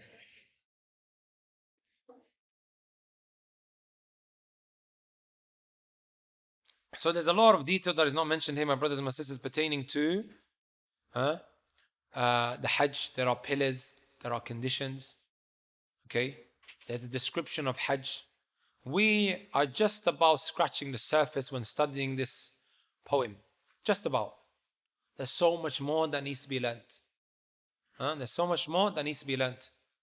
And you won't be able to acquire all of knowledge in 2 sittings in Medina College. Ilm takes time. Agreed? Ilm takes time, brothers and sisters. Takes sanawat. And even in these years that you study, you mature. It's not always a matter of, I just need to acquire knowledge. There's also wisdom. Maturity takes some time to evolve, brothers. It really does. So this is why it's extremely important that one is patient, right? He doesn't rush to taking things into his own hands. He's not مستعجل. The قاعدة is معاجل الأمور قبل آنه قد باء بالخسران مع حرمانه. من استعجل الشيء قبل أوانه عوقب بحرمانه. Whoever is hasty in doing something, right, he's bound to be deprived. Sometimes you rush into da'wah, right, and you might be extremely immature and you start saying things maybe a certain way. You might be saying the truth, but you say it in a certain way that comes across extremely problematic. So with maturity and with knowledge, goes hand in hand with one another, consulting the elders. So it takes time, my brothers and my sisters. Naam. طيب, brothers and sisters, take a 3-minute break. تفضل.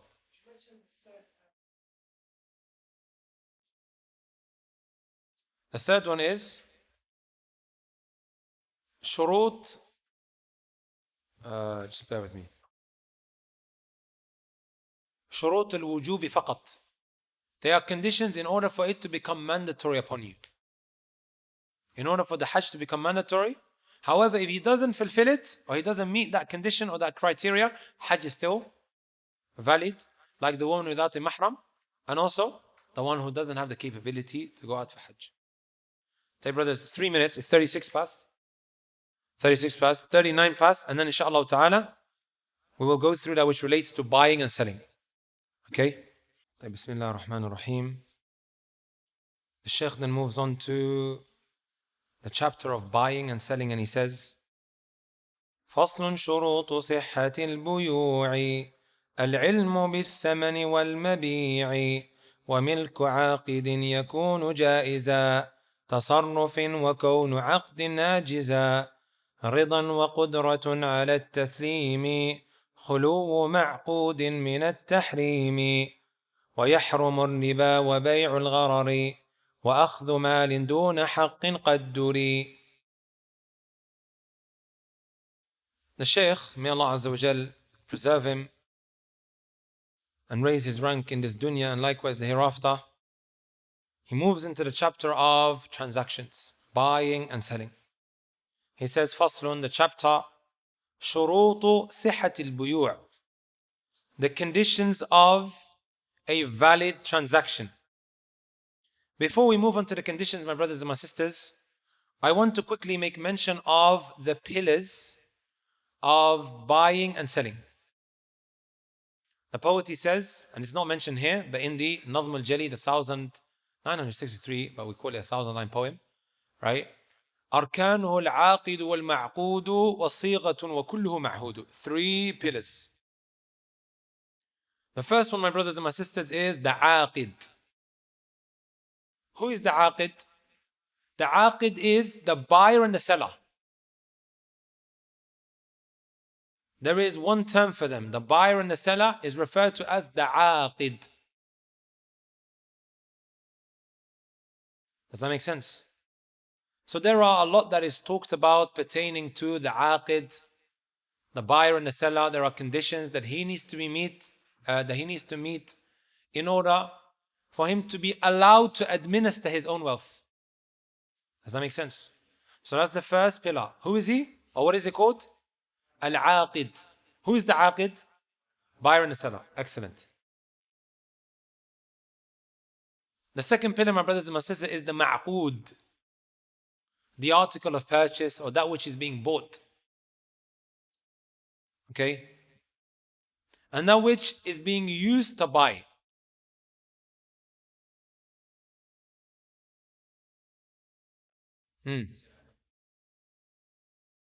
So the first pillar is the aqid. The second pillar is the ma'qud.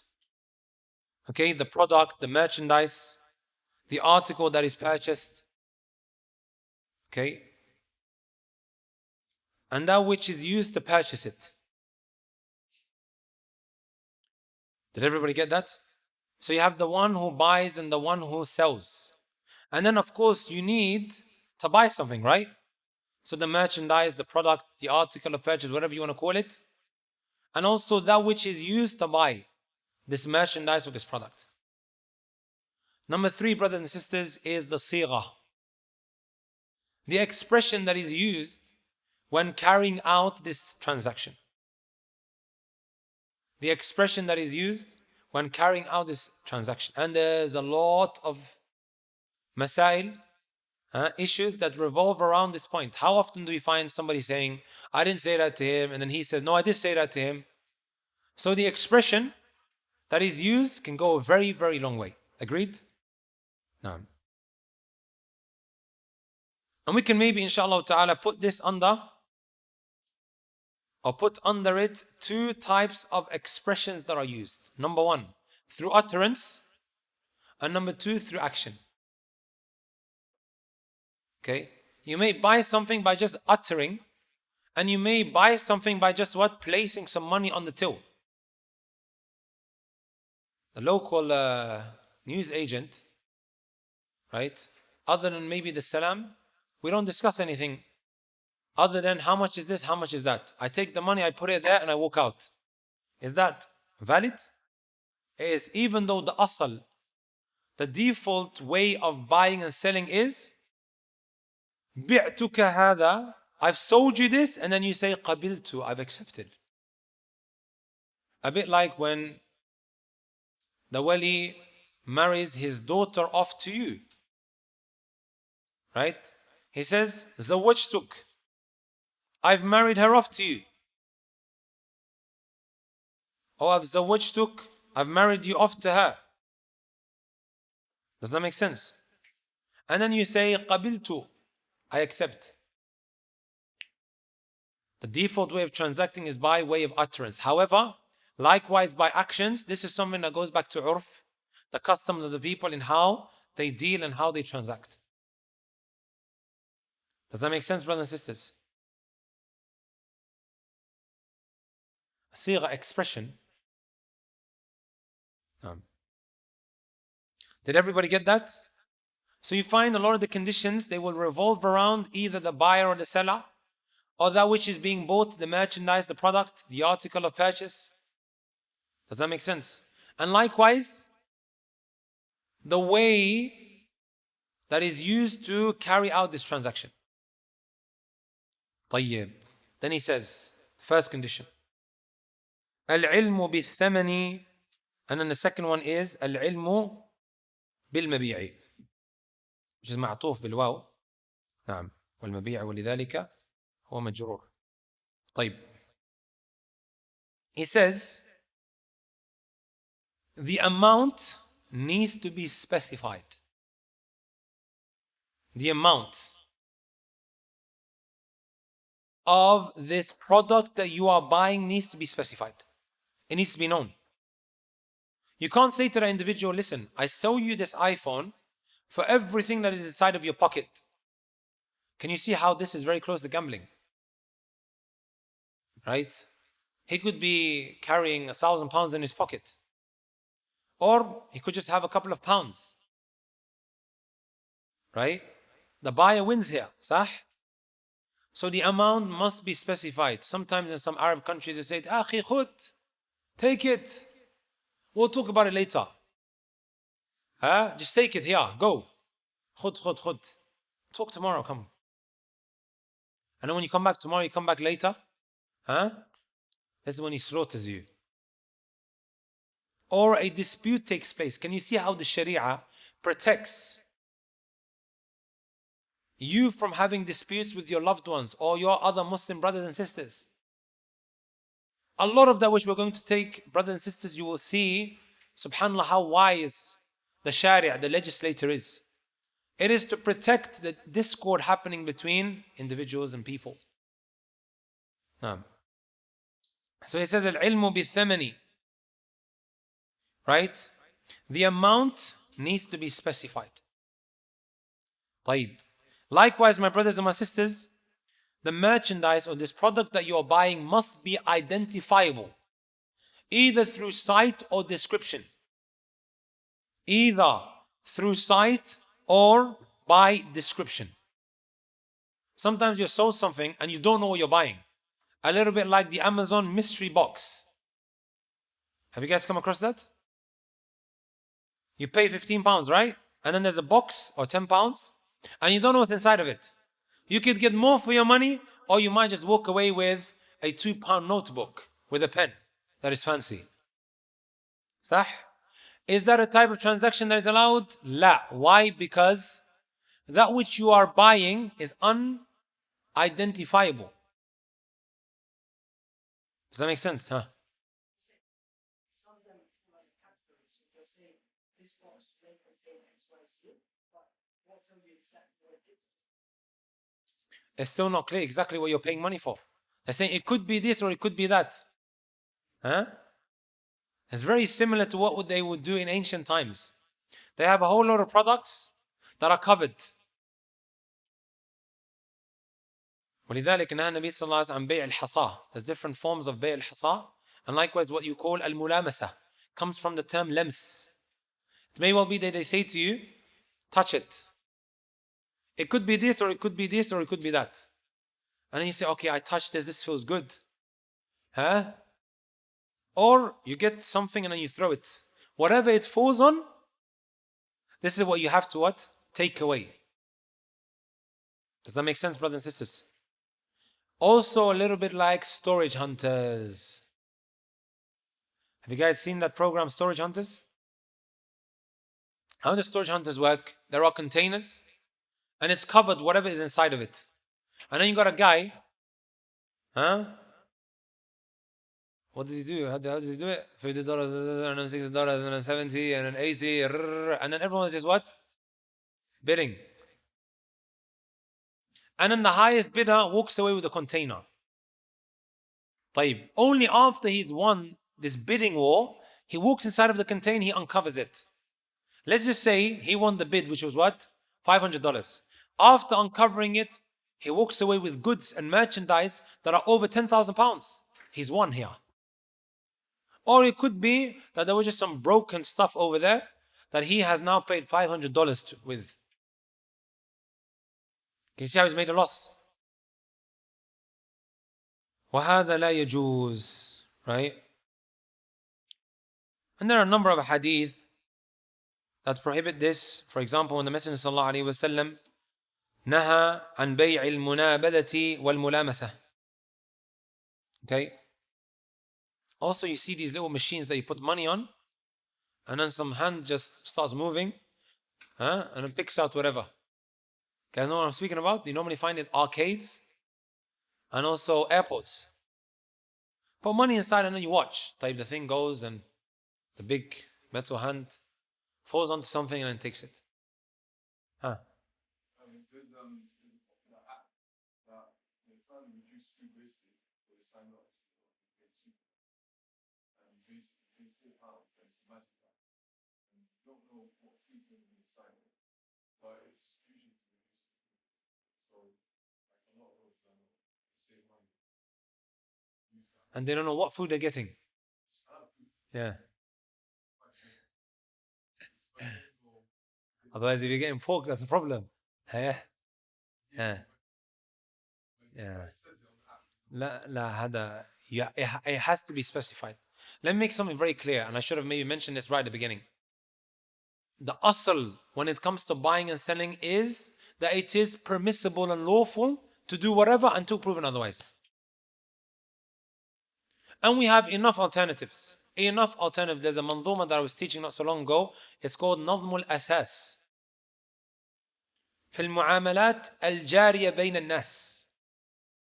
Right? We were just going through the different chapters of transactions. And right at the beginning, the Shaykh, he praised Allah subhanahu wa ta'ala. Right? Who has sufficed his ibad from haram. He has given them enough alternatives. Right? There are enough alternatives that one can turn to when buying and when selling, when transacting. So that's the asal. It may seem here when we're going through these conditions that we're really making things difficult. La. Right? Huh? This is the last question and then we're going to go through it and then leave questions at the end. Hiya. The machine in the arcade.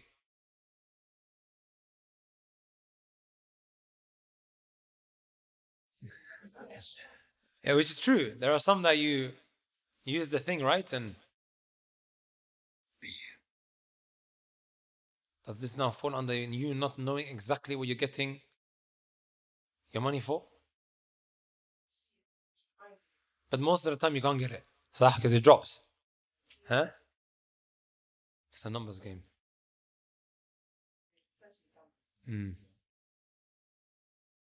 خلي بعدين. Let's talk about it بعدين إن شاء الله. طيب. Did everybody get that, my brothers and my sisters? Also, the Messenger sallallahu alaihi wasallam in a hadith نهى عن بيع المضامين والملاقيح وحبل الحبلة. What does this mean?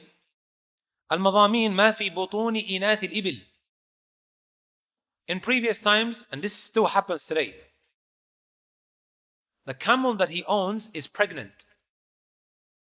Right? The buyer comes along and he says, listen, I'll pay X amount for that which is inside of the stomach. We're not talking about buying the whole camel. Buying the whole camel, while it's pregnant, there's nothing wrong with it. However, he says, listen, I want that which is inside of that camel's stomach. Are you able to specify? Do you have a scan to check exactly what's inside of the stomach? So he says, I'll buy it. Does that make sense, brothers and sisters? It's extremely ambiguous of what he's buying. Right? And sometimes they just guess, it could very likely be a girl.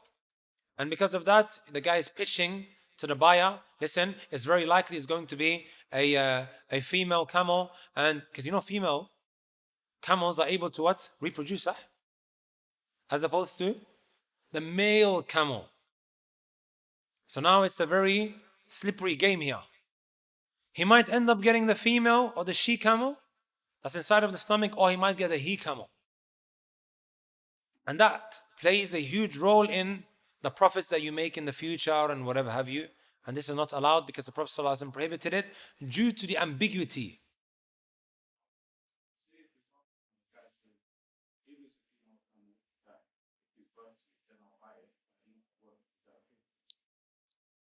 We'll come on to it. One of the issues is that which relates to keeping something hanging.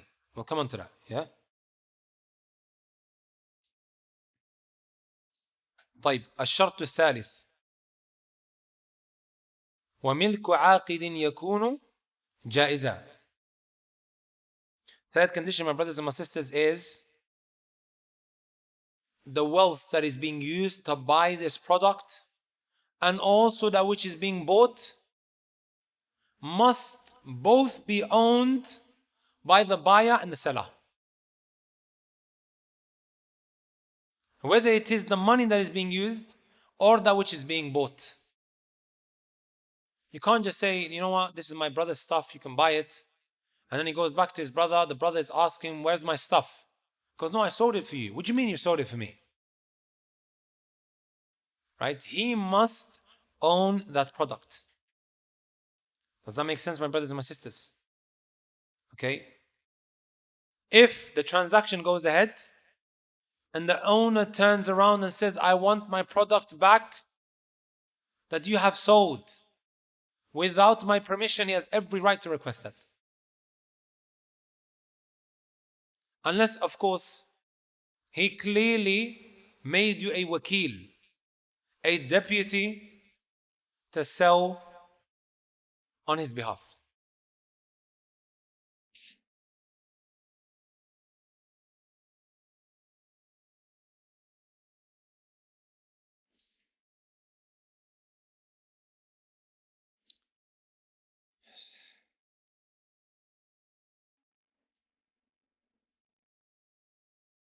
طيب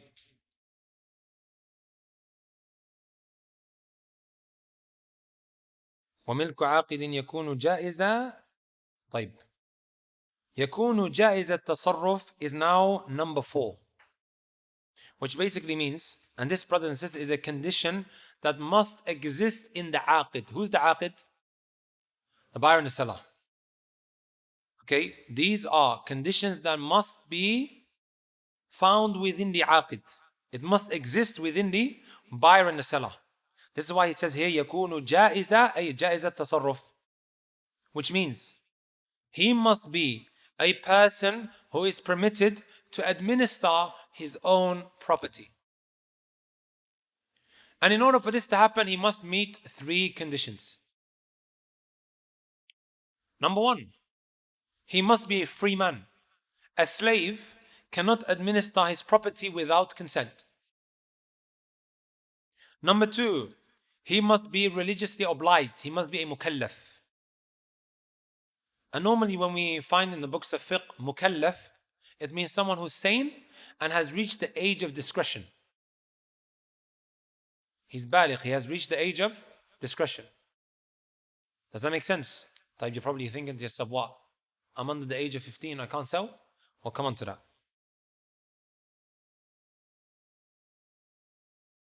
Number 3, he must be Rashid. He can't be a Safih. He can't be what? A Safih. What does Safih mean?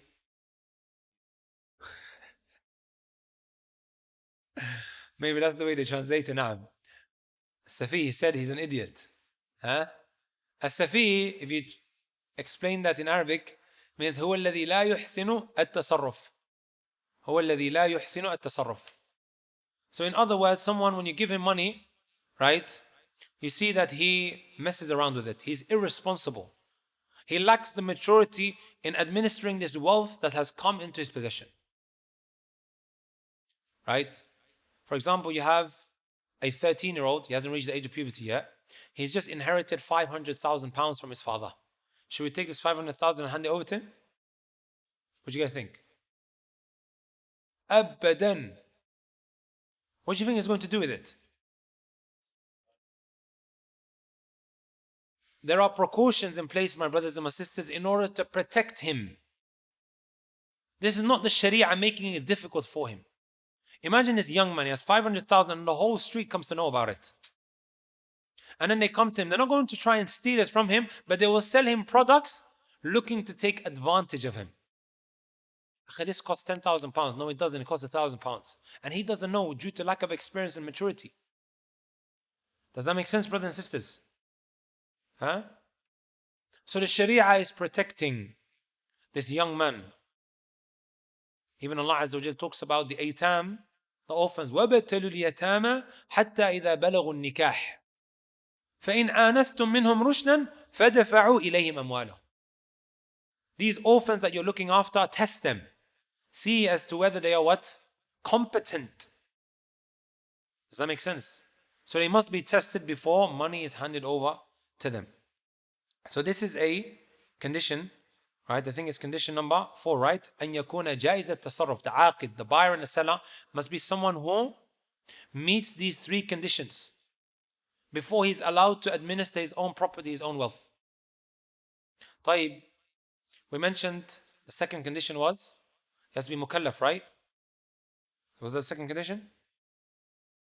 That he must be religiously obliged, i.e. sane, and also having reached the age of puberty or the age of discretion, however you want to translate it. Does that mean someone under the age of puberty cannot buy and sell at all? What they have exempted, my brothers and my sisters, is giving him a little bit of money. You know, sometimes we give young children some money to go and buy ice cream, or we give them £1 or £2 to go to school and buy sandwiches and their lunch from over there.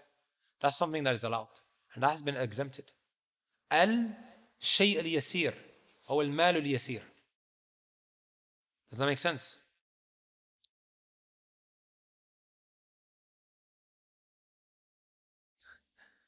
I remember one time I was teaching this in Leicester, and then a sister messaged in and she said, am I a Safi? Huh? I'm somebody who, whenever I'm giving money, I go and spend it straight away. I wanted to write maybe.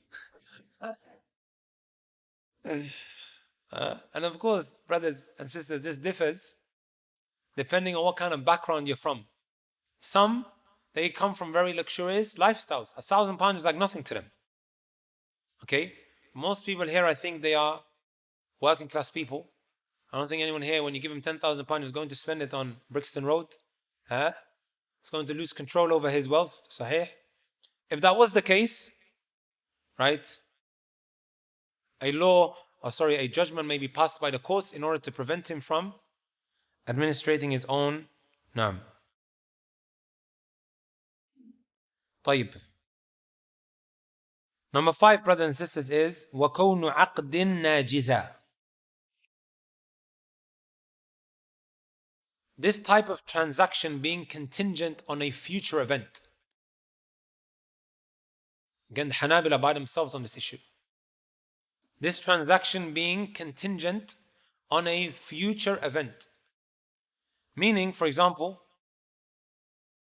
if Labour wins the elections, my car stands as sold. Or if the Queen dies, then my car stands as sold. I think we need to cut that out. Huh? If this happens, then my car stands as sold. You may want to write that down. This type of ibara. If I sell you this, if this happens, then this product stands as sold to you.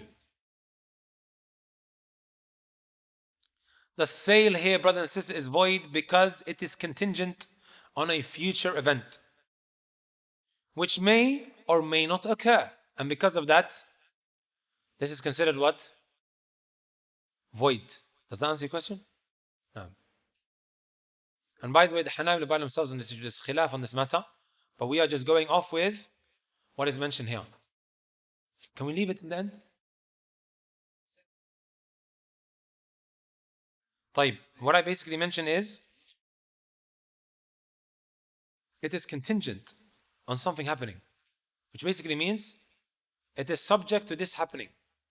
When that happens, then khalas. No, it's not allowed.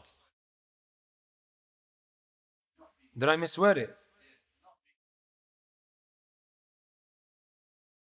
Is that how you phrase it?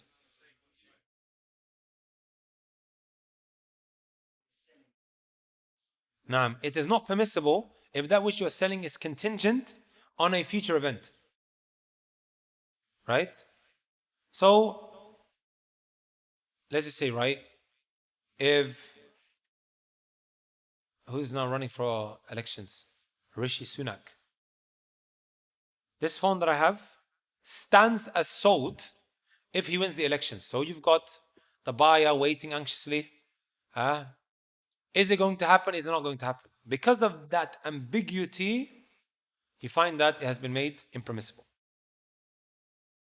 However, brothers and sisters, I may sell something to you, khalas, it's yours. However, I'm going to hand it over in a month's time. Can you see that's different? I've sold you this, khalas. The phone's in Scotland. I need to go pick it up, but I'm not going now. I'm going to go in a month's time. I give him the money. Right? He accepts. And then later on, it is handed over to him. This is different to what we just spoke about. Can you see the difference? The first is, this phone stands as sold. Okay? And this is contingent on such and such thing happening. Does that make sense?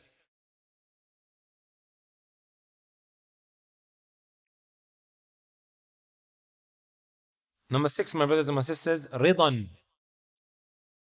Okay? الرضا من البائع والمشتري. This condition, my brothers and my sisters, applies to the aqid, the buyer and the seller. The seller must be selling willingly and the buyer must be buying it willingly. Does that make sense? The Messenger sallallahu alayhi wa sallam said, إِنَّمَا الْبَيْعُ عَنْ تَرَاضٍ. إِنَّمَا الْبَيْعُ, the transaction can only be assembled if it is done willingly by both the buyer and the seller. Also Allah Azza wa Jalla says, يَا الَّذِينَ آمَنُوا لا تأكلوا أموالكم بينكم الباطل إلا أن تكون تجارة عن تراض منكم ولا تقتلوا أنفسكم. Oh, you believe, do not eat each other's wealth unjustly. Okay? You can only what? Hand it over to him once it is done what? Willingly.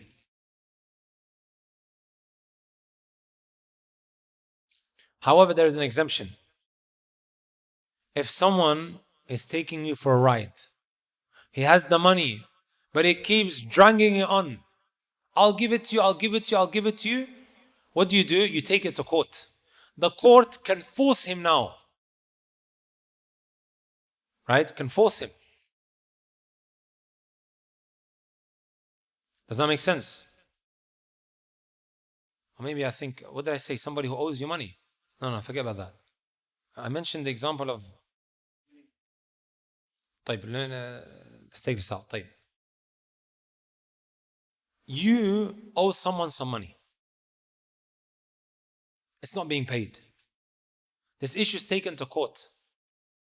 He turns around and he says, "Oh judge, I don't have anything other than my house."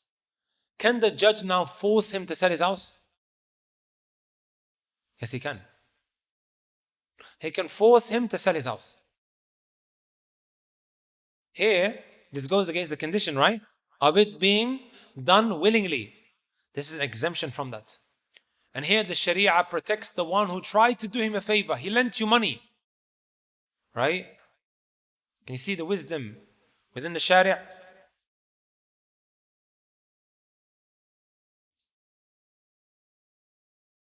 Number 7. وَقُدْرَةٌ عَلَى التَّسْلِيمِ. The 7th condition, my brothers and my sisters, is being able to hand over the merchandise after the deal has been completed or at the time of purchase. Am I allowed to say to you, listen, my car got stolen, right? I sell you my stolen car, £500, even though the value of it is like 5,000. Am I allowed to do that? You can't. Because you're not able to hand over this product. We're not talking about somebody saying, whoever finds my car, then I'll give him this. That's called ju'ala. Whoever can do this for me, then I'll give him some money. That's a very different scenario.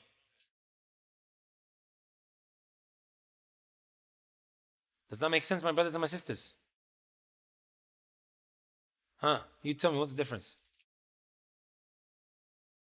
I think, of what I just mentioned. I sell you my stolen car, and then he says, okay, I'll buy it, no problem. £500? Peanuts. Hoping to find it. Is that going to happen? Most probably not if you live in Brixton, right? Does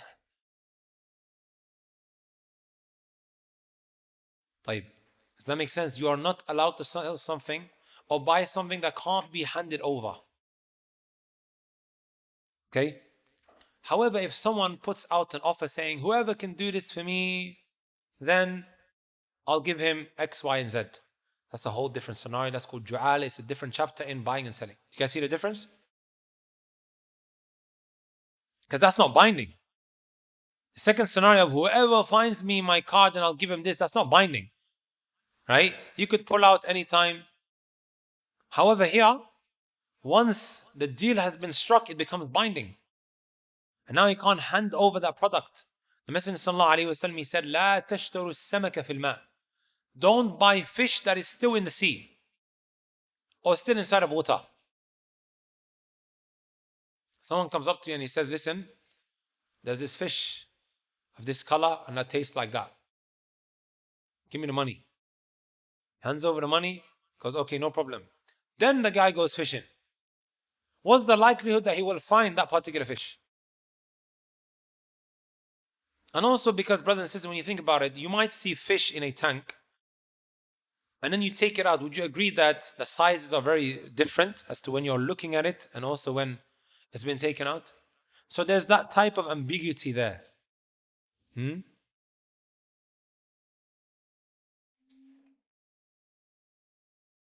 that which falls under this, my brothers and my sisters,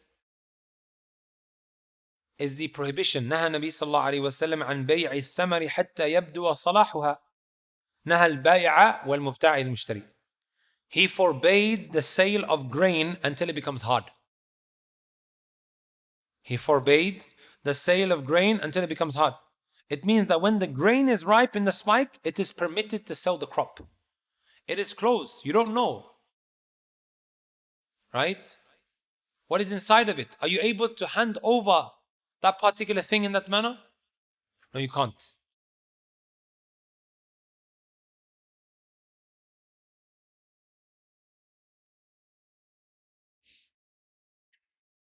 Number 8, my brothers and my sisters, we are nearly done. I can see brothers, about to pass out. And we're nearly done, brothers and sisters, inshallah ta'ala. You guys honestly have done absolutely amazing to remain here for all these hours, right? To have that resilience and that discipline, honestly, is something that must be commended. Wallahi. Right? However, in Al-Medina, when Shaykh Salih Al-Usaymi comes, he teaches, I think, 16 books in 8 days. You know how long it goes on for? From Ba'd al-Fajr, which is around 5 a.m., till 9:30. Students are sitting there. You get tired, you're allowed to stand up, and then you sit back down. Stand up and you sit back down. And then there's a break. It restarts at Asr time, from Asr, which is around 3:45, all the way up until 10:30. Huh? Who can hack that? Still, brothers, we're taking baby steps, we're getting ready, inshallah ta'ala. And we will do that one day. Huh? The eighth, my brothers and my sisters, خلو معقود من التحريم. Right? This transaction needs to be void of that which is haram. It needs to be void of that which is haram.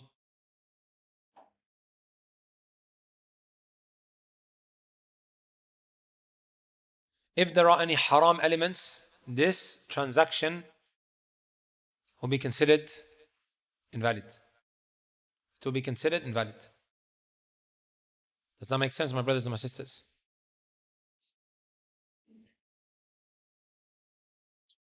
In the next line of poetry, he makes mention of the usul, right? The root causes that invalidates a transaction. He says, وَيَحْرُمُ الرِّبَى وَبَيْعُ الْغَرَرِ وَأَخْذُ مَالٍ دُونَ حَقٍّ قَدُّرِ. Write this down, brothers and sisters, right? A transaction becomes haram, and we can split this into two. Number one, due to that product being haram in within itself, like alcohol or pork, swine, or the pig, whatever term you want to use. And anything else that is haram in within itself that the legislator has prohibited.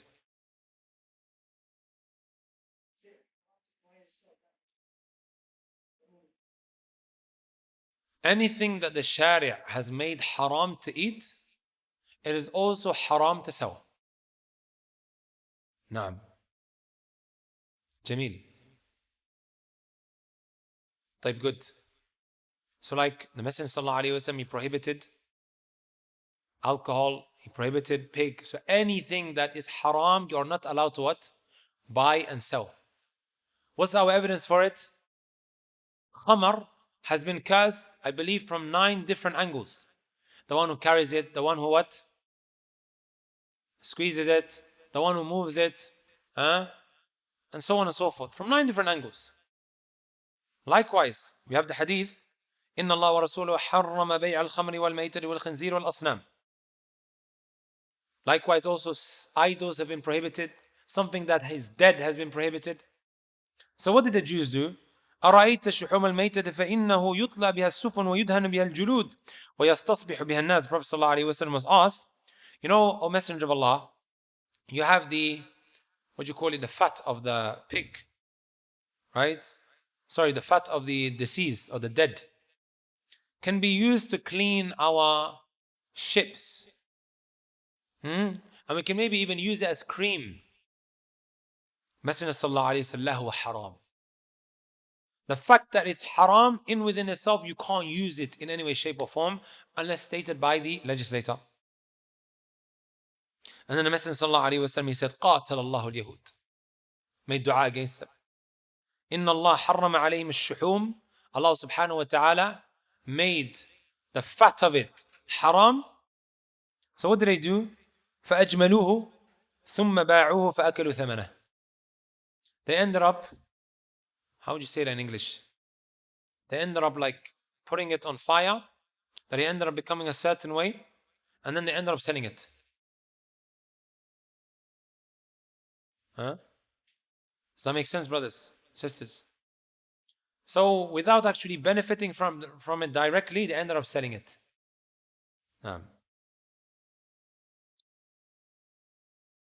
So we have that which is haram in within itself. And then you may have a type of transaction or a type of product that is halal, but haram elements enter into it. And what are the root causes of these haram elements? Three things. Number one, al-riba. Al-riba, brothers and sisters. And al-riba, we can maybe put it into two categories. Al-riba fi al-duyun wa al-riba fi al-buyu'. Riba in the loans that one gives out. And then the second category is the riba in transactions. The riba in transactions. Don't worry, brothers, we're nearly finished. Stay with me. Okay? How do you have riba in the loans that you give and you take? Messenger sallallahu alayhi wa sallam said, "Man zada wa istazada faqad arba al-akhidhu wal-mu'ti fi sawa." Whoever asks for more or gives more, they're both the same and they've fallen into a riba. Okay? So somebody needs a loan, £10,000. You give it to him, but you say, I want also Adidas Yeezys that you give back with it. Or Nike trainers alongside the 10,000. Is that riba? No, it's not. Is it? Huh? It doesn't just have to be money, brothers. It doesn't have to be extra that you give that is in money form. Messenger sallallahu alayhi wa sallam gave us a principle. He says, كل قرض جر منفعة فهي ربا. Every type of loan that is accompanied with an item that has value, and this is the riba. Could be that you give a loan and then you want trainers in return. Is that riba? Without a shadow of a doubt. I remember one time me and my father had a discussion because he does Hajj packages, right? He was asking me, طيب, I need some money now. Is it okay if I say to one of the customers, give me £10,000 and I'll give you Hajj visas for free? I'll give you Hajj visas alongside, the money that he's now borrowing from him. So 10,000 I'll take from him. Later on, I'll give him 10,000 back plus visas. La, doesn't necessarily just have to be money. Could be anything that what? Carries value. Right? And a lot of people, they think that there is a difference between money and anything else that carries value. Does that make sense? طيب, probably somebody's going to ask. Let me quickly answer it. What if when you're paying back the loan, you give him an extra gift? That's already like two people, huh? Two people wanted to ask that. Right? Are you allowed to give something back in return out of your own goodwill? As a gesture of goodwill, they call it. Of course you can. La bas.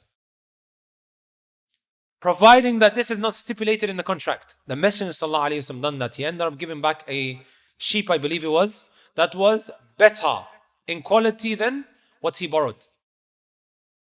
Providing that this is not stipulated in the contract when the exchange is made. And then my brothers and my sisters, you have a riba in al-buyu', a type of riba in transactions. And this is of two types. Inshallah, you guys just write it down and then maybe another time we'll go into it in more detail. Number one, this is two types, right? That which is, or the type of riba that is found in transactions. Riba al-fadl. Riba al-fadl, which is an exchange of unequal quantities or quantities. The exchange of unequal quantities or qualities of a given commodity. The exchange of unequal quantities or qualities of a given commodity. And these commodities are found in the famous hadith that has the six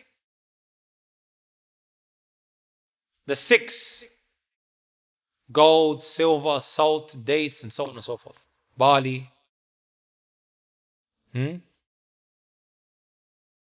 wheat. Gold, silver, barley, wheat, dates, and also salt. These 6 were mentioned in a hadith. Don't worry too much about it right now, but just write down what riba al-fadl means. The exchange of unequal quantities or qualities of a given commodity. And commodity, we're referring to these 6 things that were mentioned in the hadith. And then you have what? Riba al-nasi'ah, which is to delay the exchange of given commodities, i.e. the 6 that are mentioned in the hadith.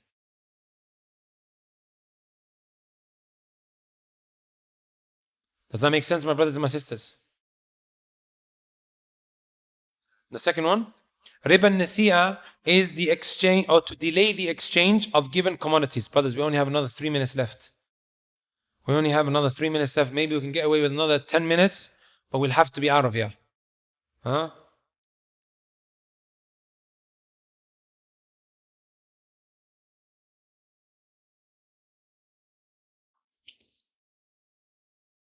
Number 2 from the usul.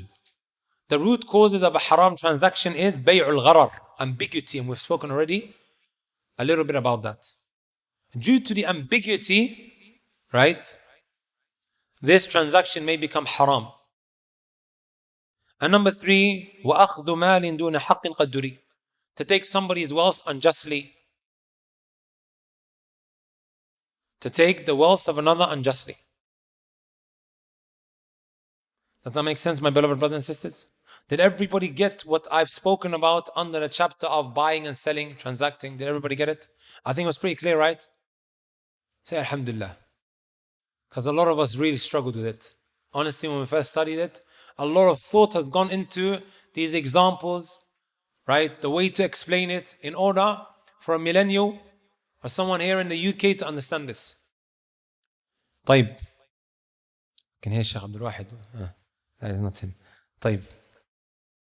He says فصل النكاح أوجب النكاح لمن يخاف دونه السفاح.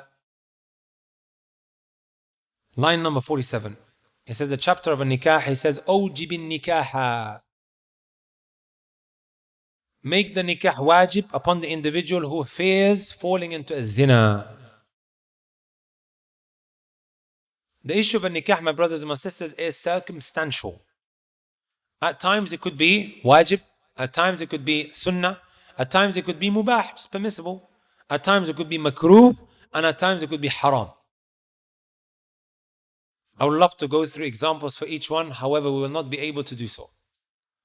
However, you know that it is wajib when an individual fears that he's going to fall into a zina. Does that make sense?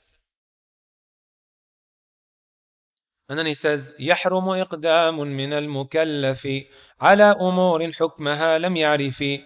He says it is haram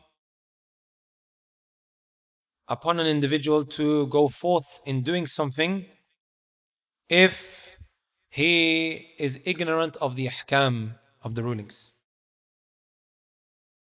Does that make sense? ويوقف الأمور حتى يعلم ما الله فيهن به قد حكم. As Ibn Ashir mentioned, right? Al-Akhdari also has some lines of poetry. ولا يحل الفعل حتى يعلم حكم الإله بسؤال العلماء ويقتدى بالعلماء العاملين التابعي سنة خير المرسلين. على كل حال, brothers and sisters, there are things that every individual must learn about, and it is wajib. Like salah, wudu, fasting in the month of Ramadan, right? He must learn about these issues. It is a type of knowledge that is wajib. And you're not allowed to do it unless you have what? The knowledge. So it makes it mandatory upon an individual to learn a part of knowledge. However, there are other types of knowledge like Hajj and also buying and selling. It only becomes wajib when it's time, right? When you're going to be directly involved in it. If somebody doesn't want to become a businessman, are we going to enforce upon him to learn about buying and selling? Or he doesn't have the capability to go on Hajj. Does that make sense? However, the tahara and the salah is something that he's directly involved in on a day-to-day basis. He must learn that. Umar ibn Khattab radiallahu ta'ala anhu, he would say the following, and it's narrated by Imam al-Tirmidhi rahmatullahi alayhi, لا يبيع في سوقنا إلا من تفقه في الدين. And this may shock you. You are not allowed to transact in our markets unless you go and study. He would prevent individuals from coming to the market unless they go and learn about how to buy and how to sell. Imagine that. And this narration that I just mentioned is an evidence for this line of poetry. He would prohibit them. Why? Why do you think he would prohibit them? Because he just wants to be rough and tough? Because he has hasad? Because he has what? Envy? Imagine somebody ignorant now coming to the markets, and he could be the reason why riba begins to spread within the market due to his ignorance. Wallah, I sit with very wealthy businessmen, and they say, can you check for me if I'm involved in any haram transactions? How many times, brothers and sisters, have I come across wealthy businessmen and they don't actually realize that they're dealing in haram? And here you find that Allah will just suck the barakah out of your transaction. It's as simple as that. You may say, I don't know, okay, in Allah Azza wa Jal, He knows best whether He will forgive you for not knowing, but you will see the barakah being sucked out of it, and that's the consequence of you not studying.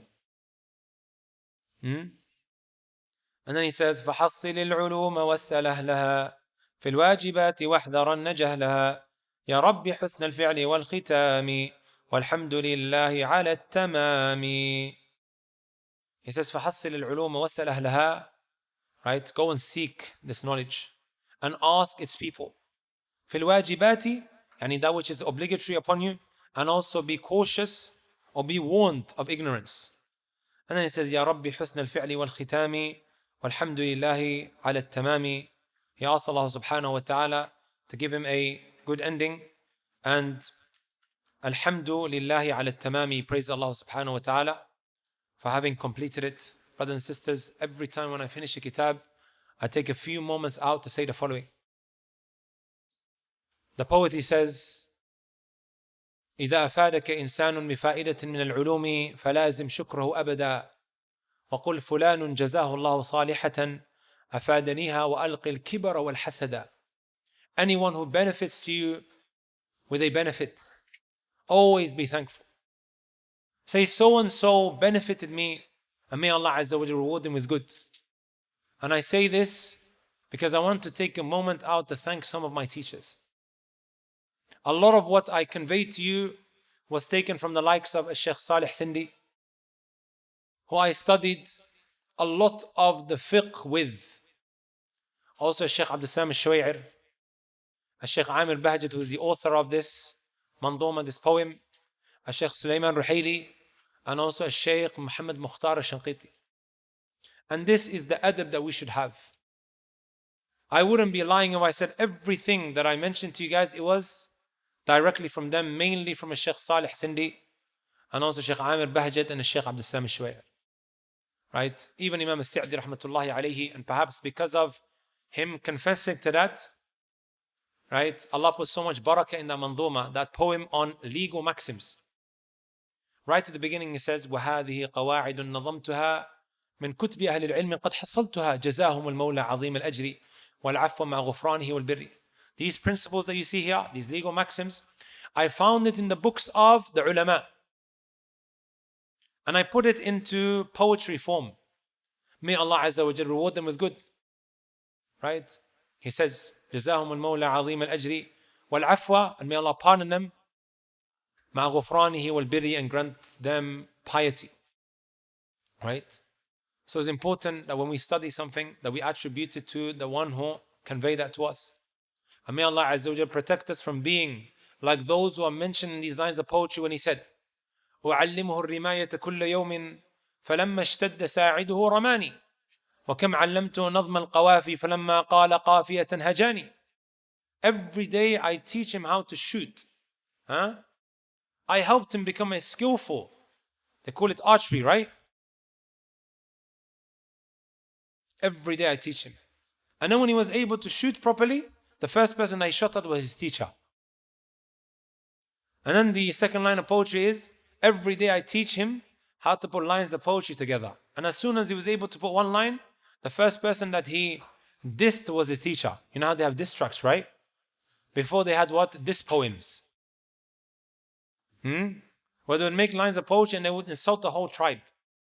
May Allah Azza wa Jalla protect us from that. Honestly, brothers, you guys and sisters, you guys have done absolutely amazing. Wallahi. To sit here for 2 days and to take all of his knowledge in, it's not an easy thing. I hope you guys wrote down, right, everything that we went through. And please do go back to the video. It should be up. Sheikh Zakaria, cameraman, saying that it should be up by tonight, inshallah, at least part 1 from yesterday. And this one, I may want to just take a couple of things out. But inshallah ta'ala, feel free to come to a future dawrat as well, where we hope to cover what we studied in more detail, bi'idhnillahi al-bari. With regards to questions and answers, Sheikh Abdul Wahid, I think he's going to kick me out. Huh? We should have been out by 4:30, brothers, because they've got a open day. And I have a lecture in Battersea. You guys are all invited.